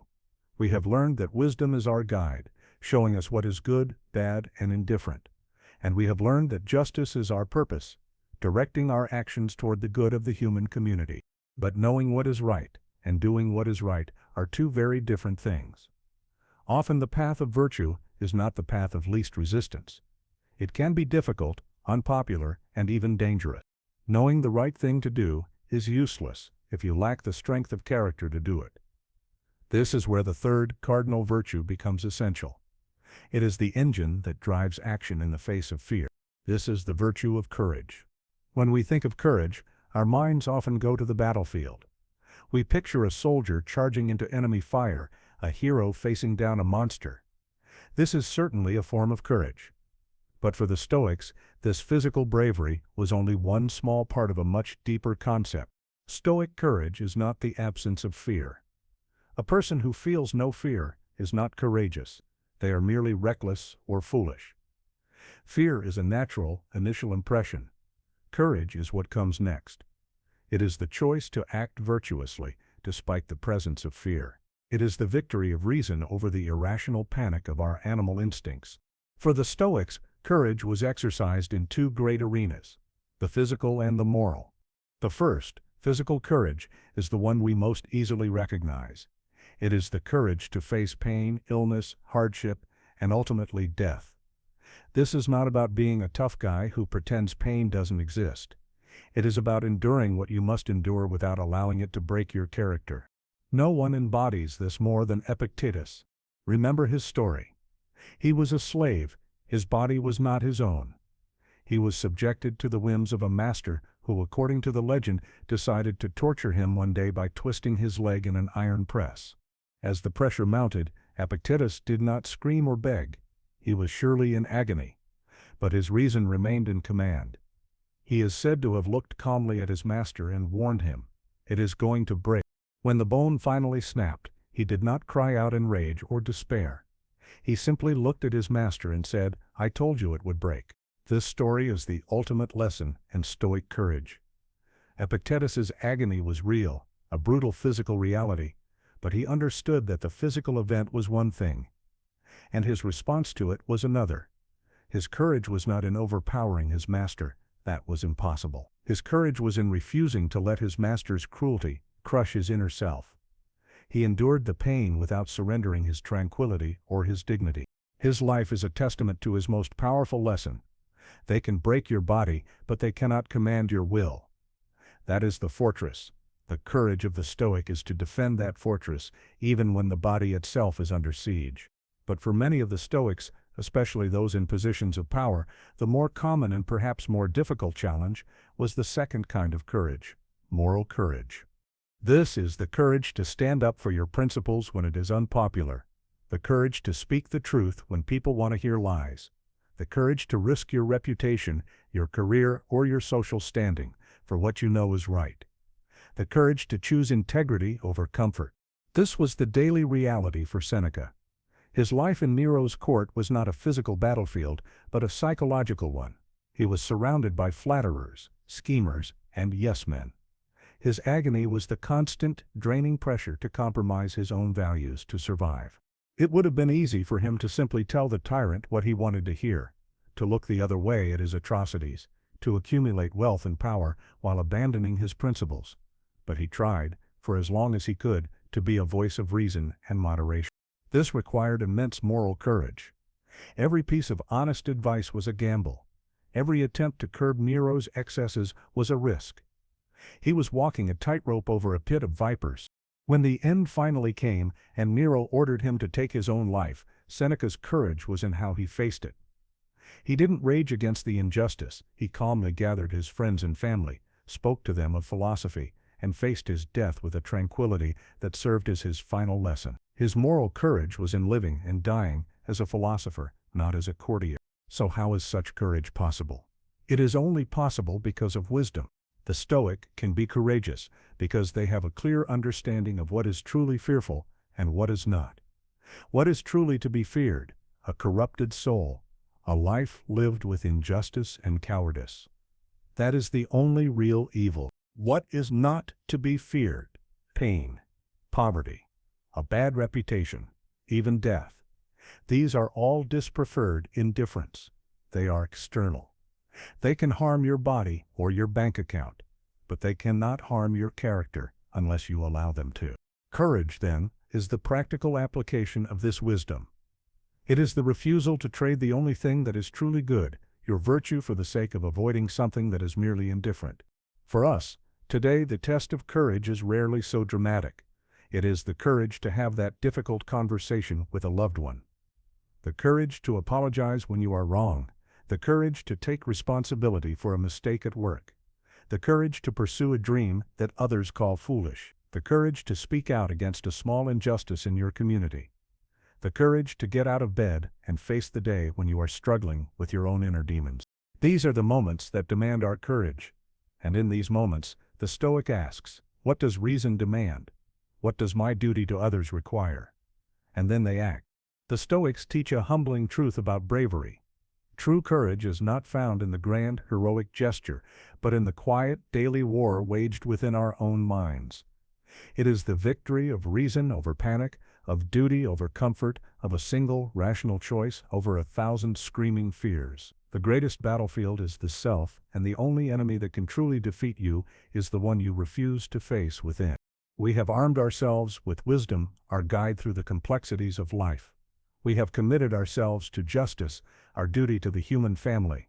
And we have cultivated courage, our strength in the face of fear and hardship. This is a powerful arsenal. But the Stoics knew that the threats to our character do not only come from the things we fear.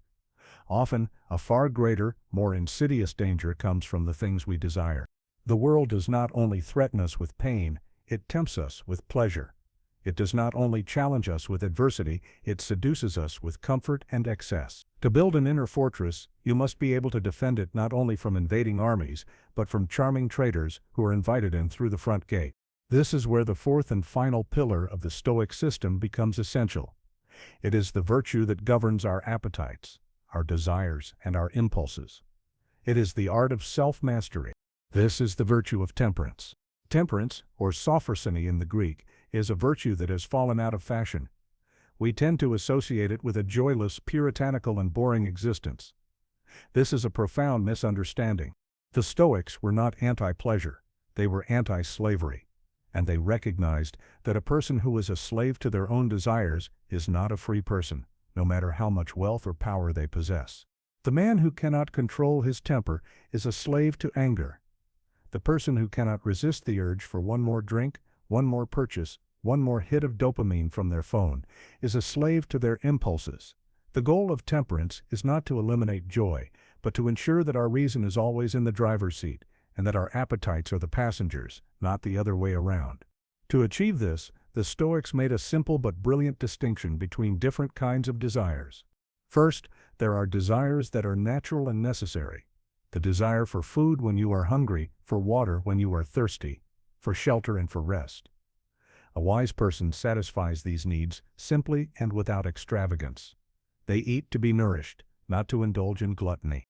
Second, there are desires that are natural, but unnecessary. This would include things like gourmet food, luxurious homes, and fine clothes. The Stoic position here is nuanced. They are not forbidden. These things are preferred indifferent. A Stoic can enjoy them when they are present, but their happiness is in no way dependent upon them. They have trained themselves to be able to take them or leave them with equal tranquility. Finally, there are desires that are unnatural and unnecessary. This is the most dangerous category. It includes the desire for fame, for political power, for a reputation built on the opinions of others. These desires, the Stoics argued, are a poison to the soul because they are based on the corrupt and false judgments of the crowd. They are an endless, unsatisfying chase that places your happiness entirely outside of your own control. The temperate person understands these distinctions. They satisfy their necessary desires, they are indifferent to the unnecessary luxuries, and they work to completely eradicate the unnatural desires from their soul. This discipline of desire was a constant struggle, especially for the Roman Stoics, who lived at the heart of an empire drowning in excess. And no one faced this challenge more directly than Seneca. His biographical agony was the reverse of Epictetus's. While Epictetus had to practice virtue in the face of deprivation, Seneca had to practice it in the face of an almost unimaginable abundance. He was one of the wealthiest men in the world. He owned sprawling villas, vast tracts of land, and had access to every luxury the Roman Empire could offer. The danger for him was not pain, but pleasure. The danger was that he would become soft, decadent, and attached to his comfortable lifestyle. He knew that if his peace of mind depended on his wealth, then he was just one political reversal away from complete despair. So how did he fight this? He practiced voluntary hardship. He would deliberately set aside days where he would live like a poor man. He would eat the plainest food, wear the simplest clothes, and sleep on a hard floor. He did this not to punish himself, but to train himself. He was asking his body and mind a critical question. Is this what I was so afraid of? By experiencing a little poverty, he vaccinated himself against the fear of it. He proved to himself again and again that his happiness was not tied to his external circumstances. He was training himself to be content with the bare essentials, so that if fortune ever took his wealth away, which it threatened to do constantly, it would take nothing of real value from him. His lesson, forged in the heart of luxury, is this: you must master your possessions, or they will master you. You must prove to yourself that you are the owner of your things, not the other way around. Temperance, then, is not about deprivation. It is about freedom. It is the practice of wanting what you already have. It is the cultivation of a state of mind that is content with simple things, and therefore cannot be shaken by the loss of complex things. In our modern world, a world of one-click ordering, endless streaming, and constant advertisements telling us that we are one purchase away from happiness, this virtue has never been more critical. Temperance is the strength to resist the impulse purchase. It is the discipline to turn off the screen and read a book. It is the self-control to eat what is good for your body rather than what your cravings demand. It is the wisdom to find joy in a quiet walk rather than in a noisy distraction. Each of these small, daily acts of self-control is an exercise. It is a rip in the mental gymnasium. Each one strengthens the muscle of your will and affirms that you, and not your fleeting impulses, are in charge of your life. This is the final paradox of the Stoic art of living. They did not reject pleasure, they perfected it. They understood that the greatest and most durable joys are not found in the frenzied pursuit of more, but in the tranquil appreciation of what is enough. True wealth is not having everything you want, it is wanting nothing more than what you already have. Of course, we will now enter the final and most profound of the three Stoic disciplines. We have now assembled the four great virtues.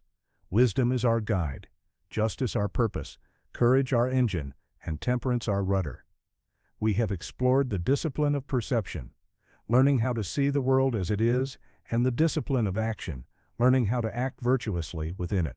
But even the most virtuous person, the most disciplined actor, will eventually face a reality that crushes their plans. They will face events that are not merely difficult, but tragic. They will face loss, betrayal, and the brute, unchangeable fact of their own mortality. What then? How does the soul endure when action is not enough?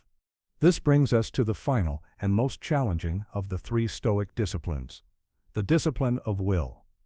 This is the art of building an inner citadel so strong that it can withstand not just inconvenience but catastrophe.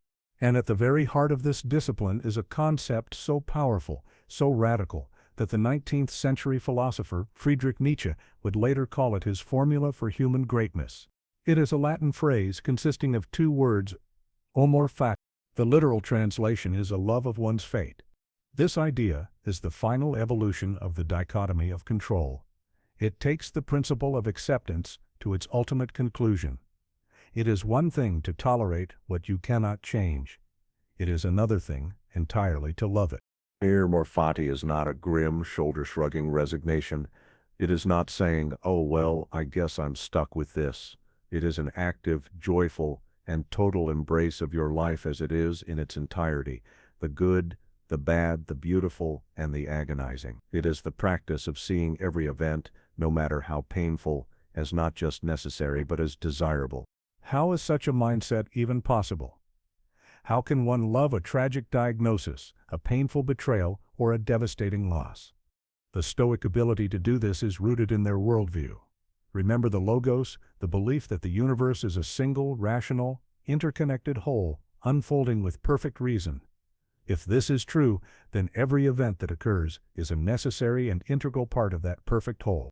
To wish for a single event in your life to have been different, to wish the shipwreck had never happened, to wish the illness had never struck, is to wish for the entire universe to be different. It is an act of cosmic arrogance. It is, the Stoics argued, a form of insanity. Instead of fighting against the current of reality, the wise person learns to swim with it. They learn to want what happens to happen. Marcus Aurelius gave us a powerful metaphor for this mindset. He said that a blazing fire does not complain about the fuel it is given. It doesn't matter what you throw into it. A dry log, a green branch, a piece of trash, a dead animal. The fire takes it all, consumes it, and transforms it into more flame and more light. A powerful and well-trained will, he argued, is like that fire. It takes every obstacle, every setback, every piece of misfortune, and uses it as fuel for its own growth. The obstacle is not in the way. The obstacle is the way. This was not a mere thought experiment for the founders. This was their lived reality. Think back to Zeno. He is shipwrecked and loses his entire fortune. This is his fate. A lesser man would have spent the rest of his life cursing that storm. But Zeno practiced Amor Fati before the term was even coined. He embraced his fate. He didn't just tolerate his ruin, he loved the path it set him on. He would later joke, "I made a prosperous voyage when I suffered shipwreck." He saw the loss of his external wealth, not as a tragedy, but as a divine course correction that led him to the only true wealth, philosophy and virtue. He loved the fate that broke him because it was the same fate that made him. Think of Marcus Aurelius, a man who buried at least 8 of his children. Think of the unimaginable grief, the agony of a father facing that much loss. The temptation to rage against the injustice of the universe must have been overwhelming. Yet, in his journal, he writes about accepting these events as a part of the grand tapestry woven by the Logos. He saw his personal tragedies as a necessary part of a larger, perfect design that he could not fully comprehend. This was not a cold intellectual exercise, it was the only way he could endure his pain without breaking and continue to perform his duty to his people. Amor Fati is not the same as toxic positivity. It is not about pretending that a terrible event is actually good. The pain is real, the loss is real. The Stoic does not deny this reality. The practice is to accept the event in its full, often brutal truth, and then to choose to work with it, to see it not as a punishment, but as a challenge. Not as a dead end, but as a new and unexpected path. It is the ultimate act of turning poison into medicine. The layoff is not a failure. It is the necessary event that forces you to discover a new career you are more passionate about. The painful breakup is not the end of your life. It is the crucible that teaches you about your own resilience and capacity for self-love. This is the formula for greatness. It is the ability to not just survive hardship, but to use hardship as the primary fuel for your own strength, wisdom, and character. It is to look at your life, with all its scars and all its sorrows, and to say, "I would not have it any other way." This is the ultimate alchemy of the Stoic will. It is the discovery that true freedom is not the ability to change your fate, but the power to love it. You do not become unconquerable by winning every battle, but by choosing to see every outcome, whether victory or defeat, as the perfect and necessary next step on your path. We have learned to love our fate, to embrace every event that life presents as the perfect and necessary raw material for our character. This is the great discipline of Amor Fati, the art of turning everything into fuel for our inner fire. But the Stoics knew that the fire does not burn forever. To truly live with virtue and purpose, we must be acutely aware not only of the content of our lives, but of the container, the finite, precious, and non-renewable resource of time. This brings us to the second great practice of the Stoic will. It is a tool that our modern death-denying culture has tried to forget, but which the ancients understood as an essential ingredient for a good life. It is a thought that is at once terrifying and profoundly clarifying. It is a Latin phrase, memento mori, remember you must die. In our world, this is a taboo. It is a morbid thought, something to be pushed away, a conversation to be avoided. We see death as a failure, a medical problem to be solved, an unfortunate accident. The Stoics saw it as the ultimate truth. It is the one fact about our existence that is absolutely certain, and they believe that ignoring this truth was not a sign of optimism, but of foolishness. To live a good life, you must keep the thought of your own death always present in your mind. Why? Not to become depressed or paralyzed by fear, but for the exact opposite reason, to be galvanized into living a life of meaning, urgency, and appreciation. Let me give you a modern analogy. Think about your phone's battery. When it's at 100%, you are careless with its power. You scroll through meaningless content. You leave apps running in the background. You waste its precious energy on trivialities. But what happens when you get that notification? Low battery fire. Suddenly, your entire behavior changes. You become a ruthless prioritizer. You stop all non-essential activity. You use the phone only for what truly matters, to make that one important call, to send that one critical message. The awareness of the end creates an immediate and profound clarity of purpose. Memento Mori is the universe's permanent 5% battery notification for your life. It is a constant reminder that the sand in the hourglass is falling and that this day, this hour, this very breath is a gift that will not be offered forever. This was not an abstract concept for the Stoics. It was an urgent daily reality, and no one lived this more acutely than Seneca. Living under the paranoid reign of Nero, Seneca did not have the luxury of thinking of death as a distant abstract event. For him, death was a colleague. It was a real possibility that could arrive with a knock on his door at any moment. His biographical agony was the knowledge that any day could be his last. And this constant proximity to death shaped his entire philosophy. His writings are not the calm reflections of a man with endless time. They are urgent dispatches from the front lines of a finite life. He wrote to his friend, "Let us prepare our minds as if we'd come to the very end of life. Let us postpone nothing." He wasn't saying, live every day like it's your last, in the modern sense of reckless hedonism. He meant the opposite. He meant, live every day with the virtue, the gravity, and the moral seriousness you would bring to your final day on earth. This thought, he argued, is a powerful tool for virtuous action. First, it is the ultimate cure for procrastination. The things we put off, that difficult conversation, that apology we need to make, that important project we've been avoiding, we put them off because we foolishly believe we have an infinite amount of time. Memento Mori destroys this illusion. It asks, if I were to die tomorrow, would I be proud of how I spent today? Would I be content to leave this important work undone? Second, it is a powerful antidote to fear. So many of our anxieties are tied to our ego and our reputation. We fear public speaking. We fear asking for what we're worth. We fear taking a risk. But when you place these fears next to the great unchangeable fact of your own mortality, they shrink into insignificance. Why are you so afraid of what people will think of you when you and everyone you know will one day be dust? And third, it is a profound catalyst for love and forgiveness. We hold grudges. We get into petty arguments. We withhold forgiveness from the people we love because we assume there will always be a tomorrow to make things right.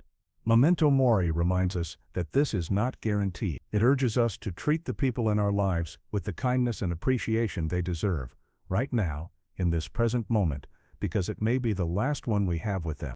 Marcus Aurelius, too, used this thought as his ultimate filter for action. As emperor, he was constantly dealing with the trivialities of court life, with flatterers, with schemers, with endless requests and complaints. He kept himself grounded by constantly reminding himself of his own impermanence. He wrote in his journal, in a note intended only for himself, "You could leave life right now. Let that determine what you do and say and think." Imagine using that as the guiding principle for every decision you make.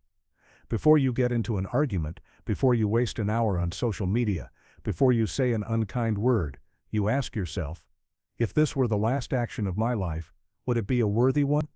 This is the ultimate standard, the final and most clarifying test of a meaningful life. This is the great and unsettling wisdom of the Stoa. They teach us that to truly learn how to live, we must first learn how to face the reality of death. Life's incredible beauty and its profound meaning are not revealed by ignoring our mortality, but by staring directly into its face and using that cold, hard truth as the fuel to live a life of fire, purpose, and love. This constant awareness of our mortality, this practice of loving our fate, this disciplined training of our will, where do these disciplines reside? Where is the ground upon which a person can stand to face these difficult truths without being swept away? The Stoics had a name for this place of ultimate strength, this internal sanctuary that no external chaos can ever breach. They called it the inner citadel. This is one of the most powerful metaphors in all of philosophy. It is the culmination of all our work so far. The inner citadel is that part of you that is pure reason, pure will, and perfected character. It is the fortress of the soul, a place of ultimate safety and tranquility that is completely immune to the fortunes of the outside world.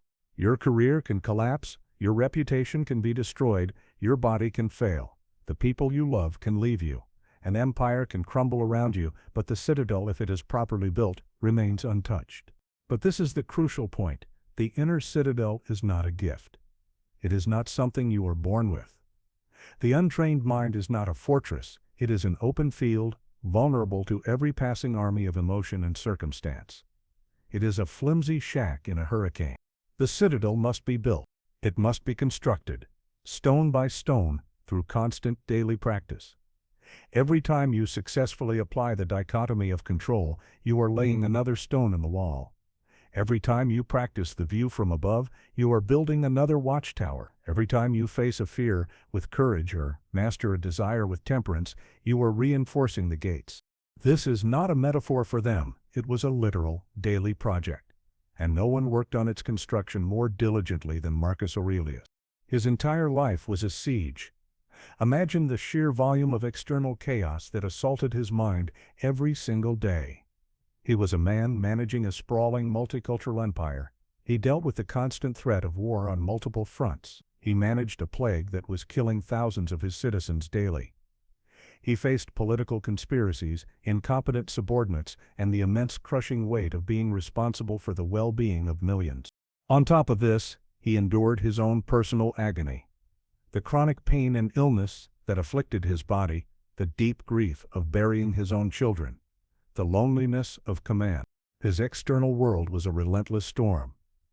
If his peace of mind had depended on external conditions being calm and orderly, he would have been the most miserable man on earth. This is why he had to build his citadel. His book, Meditations, is not a philosophical treatise. It is a construction manual. It is the private architectural blueprint for his own soul. Each entry is another stone being laid, another wall being reinforced, another defense being tested.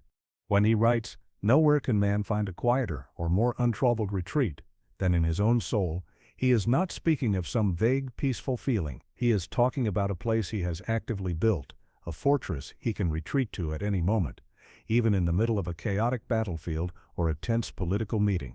What were the walls of this fortress made of? They were made of the principles we have been discussing. The outer wall was the dichotomy of control, the clear knowledge of what was his to command and what was not. The watchtowers were built from objectivity, the ability to see events without the fog of his own dramatic judgments. The foundations were laid with the 4 cardinal virtues, a clear understanding of what was truly good. He did not build this citadel to hide from the world. That is the critical misunderstanding. The Stoic fortress is not an escape from your duties. It is the fortified position from which you perform your duties. Marcus Aurelius retreated into his citadel, not to abandon his people, but to find the calm, the reason, and the strength he needed to lead them effectively. You cannot command an army if you are in a state of inner panic. You cannot deliver justice if your mind is clouded by anger and resentment. You cannot endure hardship if your will is weak and untrained. The inner citadel is the source of your strength to act in the world. So how do we practice this retreat? It is not a physical act, it is a momentary internal one. When you feel overwhelmed by a situation, a stressful meeting, a difficult conversation, a moment of bad news, you perform the retreat. You take a single breath, and in your mind, you step back. You leave the chaos of the external event, and you enter your own mind. Inside, you reground yourself in your principles. You remind yourself, I control my response and nothing else. This event is external. It cannot harm my character. I will face this with virtue, with courage, with justice, with temperance, with wisdom. After a few moments in this untouchable fortress, you re-engage with the world. But now you do so from a position of strength, not of reactivity. You are no longer a leaf in the wind, you are the rock in the river. This is the ultimate goal of Stoic training, to build a character so solid, so grounded in reason and virtue, that the chaos of the world can wash over it, without ever shaking its foundation. It is the ability to maintain your inner tranquility, your purpose, and your integrity, regardless of what fortune throws at you. And here we find the final beautiful irony of the Stoic warrior. They teach that the only truly safe place in the universe is not a fortress of stone and steel, but one of ideas. The only perfect defense is not a shield against the world, but a principle within the soul. True invincibility is not the power to defeat your enemies, but the wisdom to realize that the only enemy who can ever truly conquer you is yourself. The inner citadel is our fortress. It is the sacred space of reason and will, where we remain untouched by the chaos of the world. But every fortress is subject to attack. And the attacks that threaten the soul do not come from armies with swords and shields. They come from within. They are the destructive emotions, the powerful irrational forces that can breach our walls and plunge our inner kingdom into civil war. The Stoics had a specific name for these emotions. They called them the pathae, or the passions. To a Stoic, a passion is not the modern sense of a deep and noble feeling. A passion is an illness of the soul. It is a violent, irrational, and unhealthy emotion that is always, without exception, the result of a false judgment. In this part, we will act as Stoic doctors. We will diagnose the most common of these passions that plague human life: anger, anxiety, and grief. And we will explore the specific remedies the Stoics prescribe to heal the soul. Let us begin with the most explosive and seductive of all the passions: anger. Seneca, a man who lived in the court of a raging tyrant, knew more about anger than perhaps any other philosopher. He called it a temporary madness. He saw it as a short-lived insanity, where reason is completely overthrown, and our most primitive instincts take control. What is the diagnosis? Where does anger come from? Stoic psychology is precise here. Anger always stems from a combination of two false judgments. First, the judgment that we have been harmed or wronged in a significant way, and second, the judgment that revenge or retaliation is a proper and necessary response. Both of these judgments are errors in reason. As we have learned, nothing external can truly harm our character. Our inner citadel, an insult, a betrayal, a slight, these things can harm our reputation or our feelings. But our core self remains untouched unless we assent to the idea that we have been damaged. The desire for revenge is an even greater madness. It is the act of surrendering our own tranquility and reason in a futile attempt to control another person's behavior. It is to drink a poison and hope the other person die. Seneca's biographical agony was being a professional anger management consultant to the most powerful and dangerous man in the world, Emperor Nero. He saw firsthand how this passion could corrupt a mind, destroy an empire, and lead to acts of unspeakable cruelty. He had to navigate this minefield, managing not only Nero's rage, but his own righteous anger at the injustice he witnessed daily. His survival depended on his ability to apply the Stoic remedy. So what is the prescription? First, the most powerful tool is the pause. When you feel the hot flash of anger, you must do nothing. Do not speak. Do not type. Do not act. You must create a space between the stimulus and your response. In that space, you perform the diagnosis. You apply the dichotomy of control. The thing that just happened, was it in my control? The rude comment, the bad driver, the unfair decision, the answer is always no. It is an external. Next, you challenge the judgment. Have I truly been harmed, or have I merely been inconvenienced? Has my character been damaged, or only my ego? Finally, Seneca advises us to reframe our perception of the offender. Instead of seeing them as a malicious villain, see them as a pitiable fool. See them as a person who is spiritually sick, acting out of ignorance and their own inner turmoil. You do not get angry at a person for having a fever. You feel pity for them. In the same way, you should feel pity for a person suffering from the fever of ignorance. This process drains the anger of its fuel. It transforms a fiery passion into a cold, objective analysis and restores reason to the throne. Let us now turn to the second great illness of the soul, one that is an epidemic in our modern world: anxiety and fear. If anger is a madness rooted in the past, anxiety is a madness rooted in the future. It is the act of suffering in the present moment over catastrophes that have not happened and may never happen. It is a fundamental violation of the dichotomy of control, applied to the dimension of time. The future is the ultimate indifferent. It is not up to us. The Stoic diagnosis is that anxiety is a disease of the imagination. It is the result of a mind that has become untethered from the present moment and is now adrift in a sea of terrifying possibilities. The remedy, therefore, is to bring the mind home. First, you must return to the present. Anxiety cannot survive in the here and now. When you feel that familiar knot in your stomach, bring your focus to your immediate physical reality. The feeling of your feet on the floor, the sensation of your breath, the sounds in the room. This act of grounding anchors your mind and stops the spiral of future-oriented panic. Second, you must focus on the next right action. Do not think about the entire staircase of challenges ahead of you. Think only about the very first step. You are anxious about a huge project at work. Do not think about the final presentation. Think about the one email you can write right now. Anxiety is about the overwhelming whole. The cure is in the manageable part. Finally, let us address the most profound of the passions, grief and sadness. The Stoics are often accused of being cold and unfeeling in the face of loss. This is a misunderstanding. They were not robots. They acknowledged that the initial shock of loss, the pain, the tears, is a natural, involuntary reaction. The passion of grief, the illness, is the prolonged and irrational state of despair that follows. It is rooted in the false judgment that something truly good has been taken from you and that your life is now permanently diminished. But as we have learned, the only true good is virtue. A loved one, your health, your youth, these are all precious, wonderful, preferred indifference. But they are on loan from fortune. They were never truly yours to keep. Marcus Aurelius felt this agony more than almost anyone. He buried his wife and so many of his children. His Meditations is not the work of a man who did not feel pain. It is the work of a man fighting to process an ocean of grief without drowning in it. He reminds himself that all things are impermanent, that life is a river of constant change. He sees his personal loss as part of the natural, rational order of the universe. Loss is nothing else but change, and change is nature's delight. This is not a denial of his pain. It is his attempt to find meaning and acceptance within it. The Stoic remedy for grief is not to suppress the feeling, but to correct the judgment. It is to practice Amor Fati, to accept the reality of what has happened.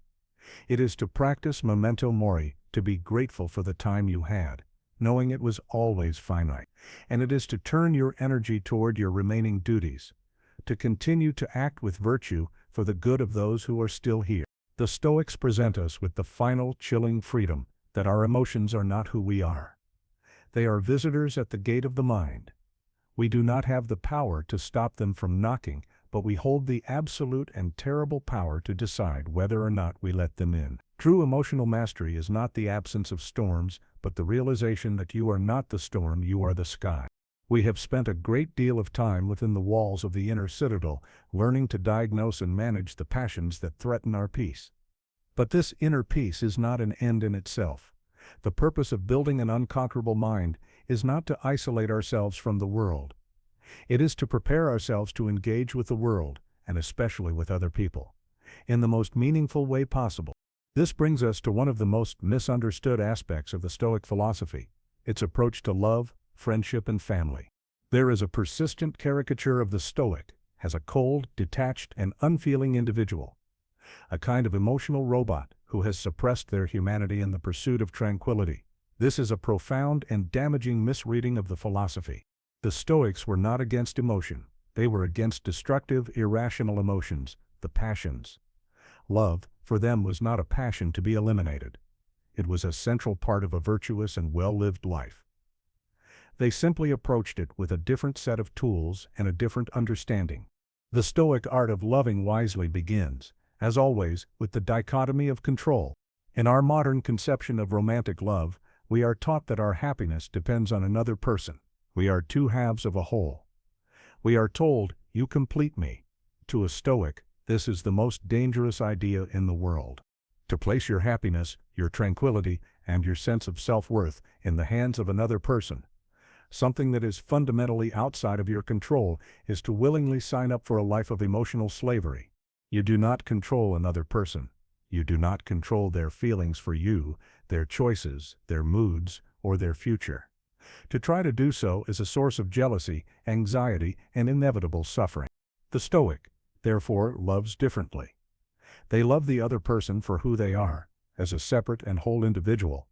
They give their kindness, their loyalty, and their support freely and without expectation of return. Their love is an action, a choice to act with virtue towards another, not a desperate need for validation or a particular outcome.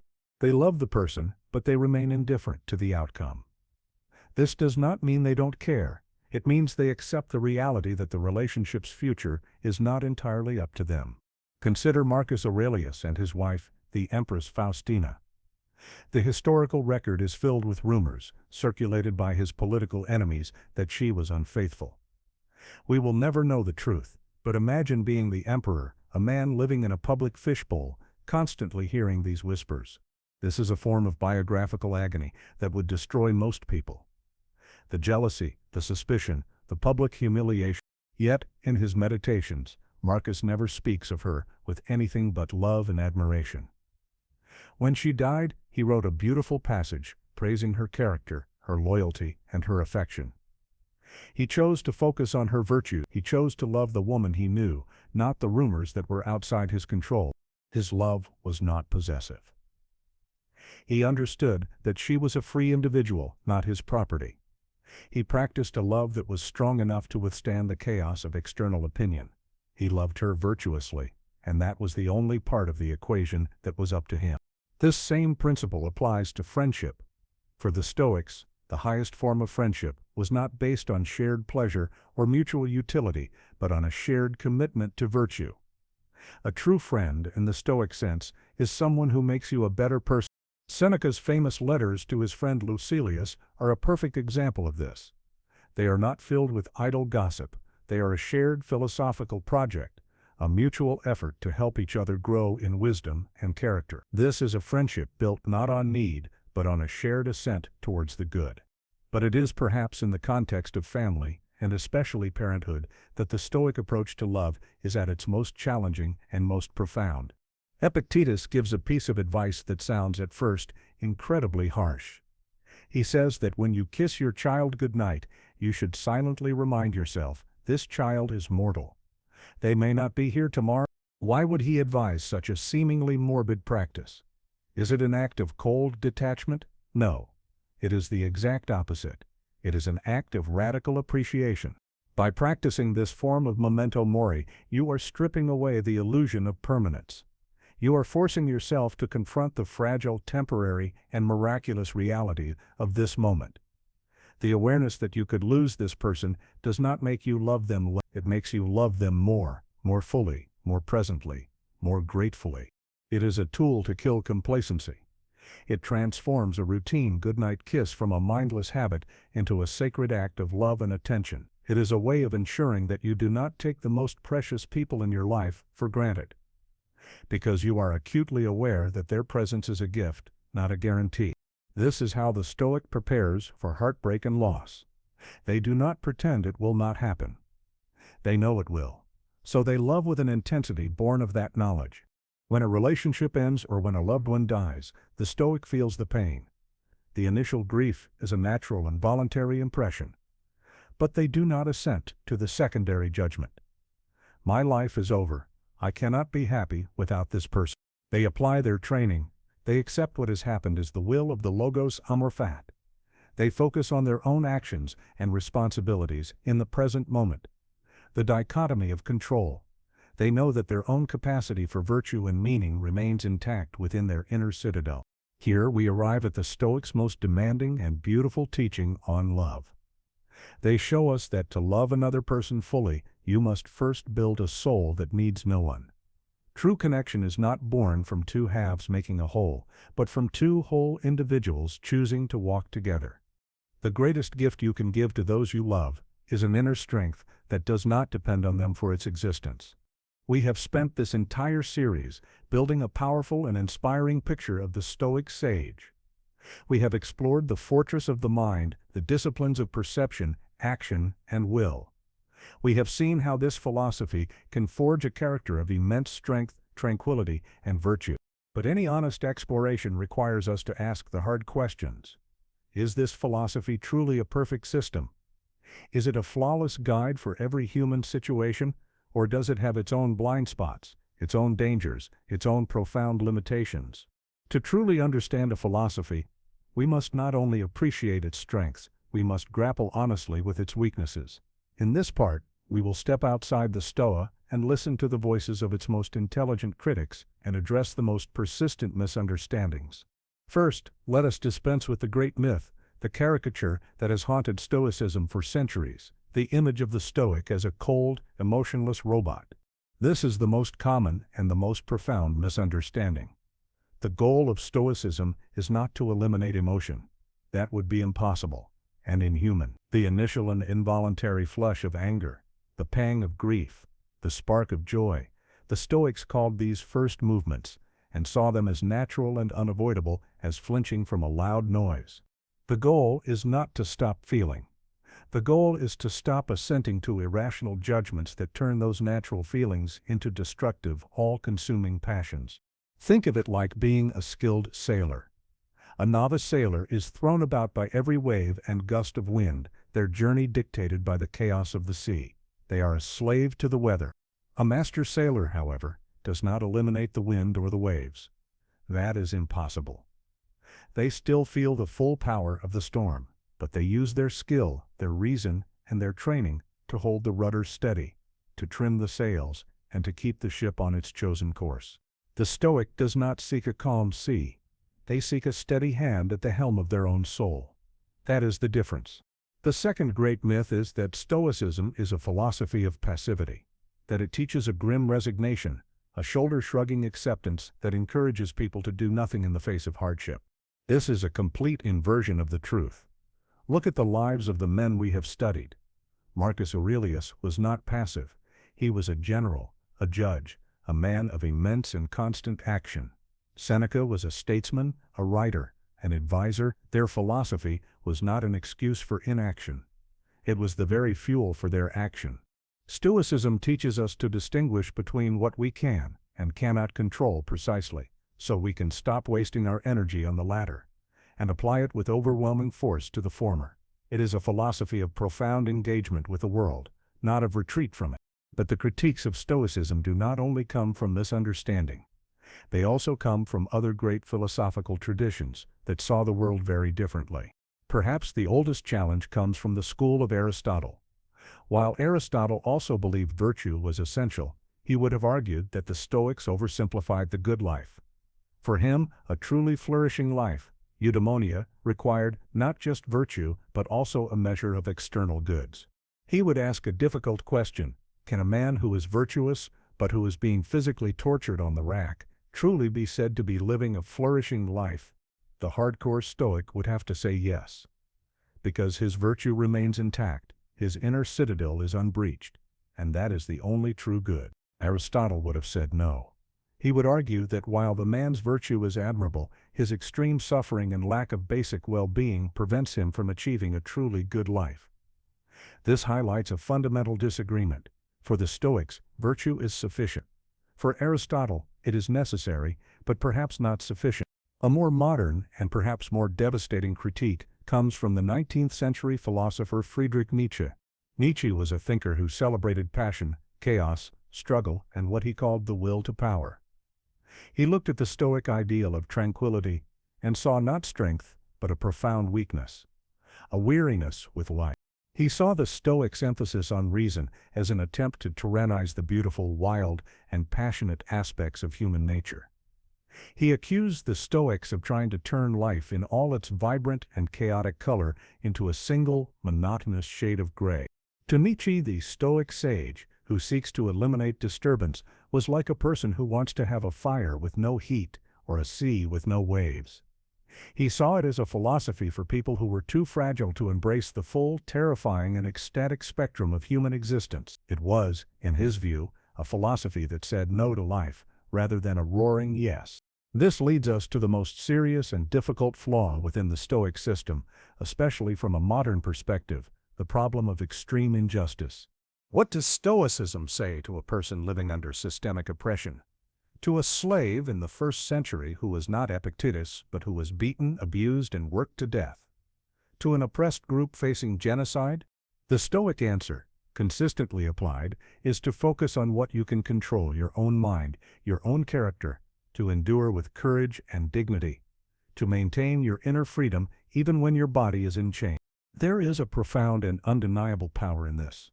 For many, it may be the only available path to sanity and survival.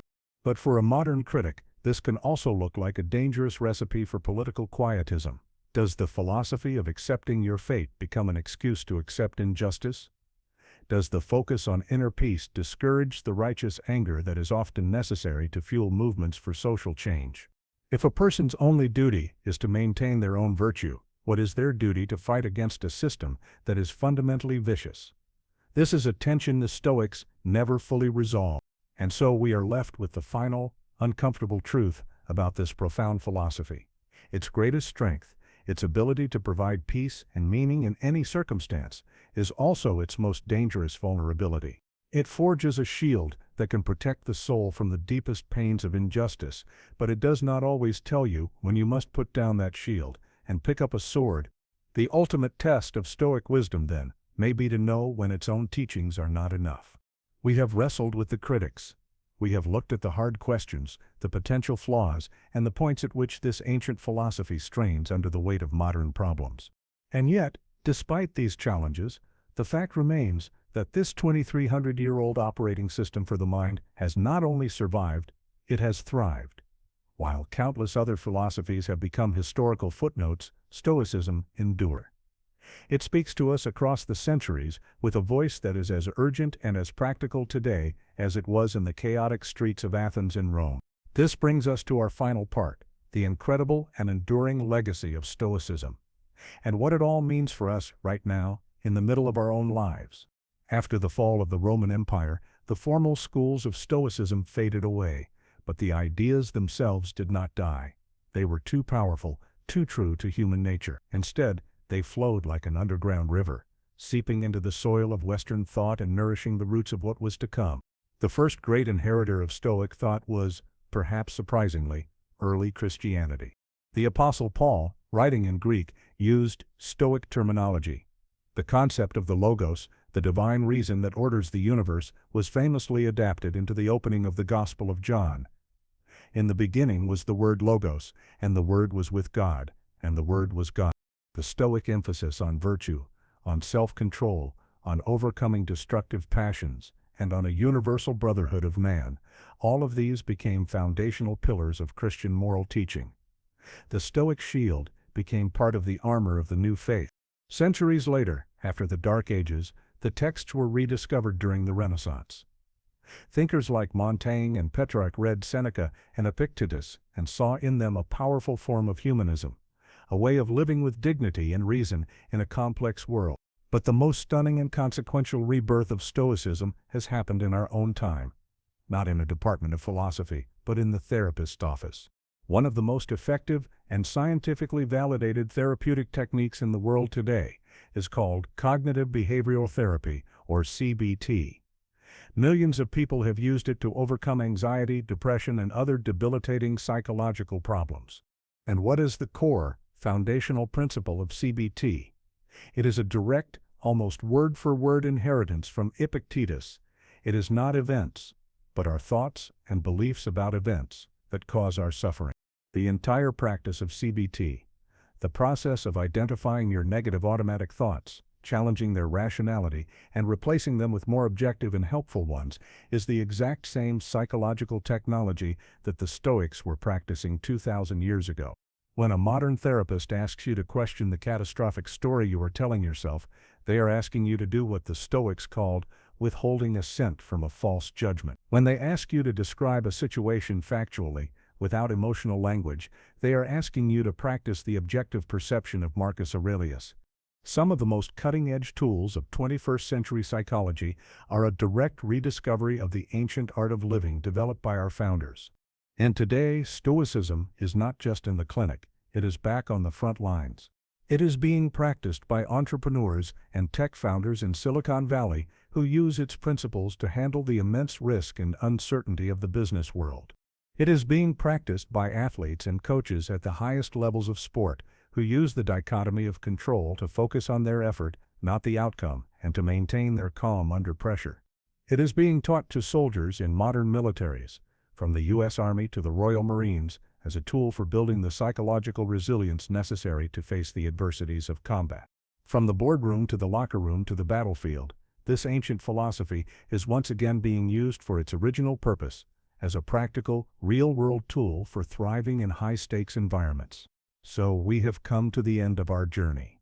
We have walked with the founders. We have explored their world and their ideas. We have built the inner citadel and armed it with the virtues. What is the final lesson? What do we take with us from the Stoa into our own lives? It is this: the world will always be chaotic. Fortune will always be fickle. Other people will be unpredictable. Pain, loss, and death are not problems to be solved.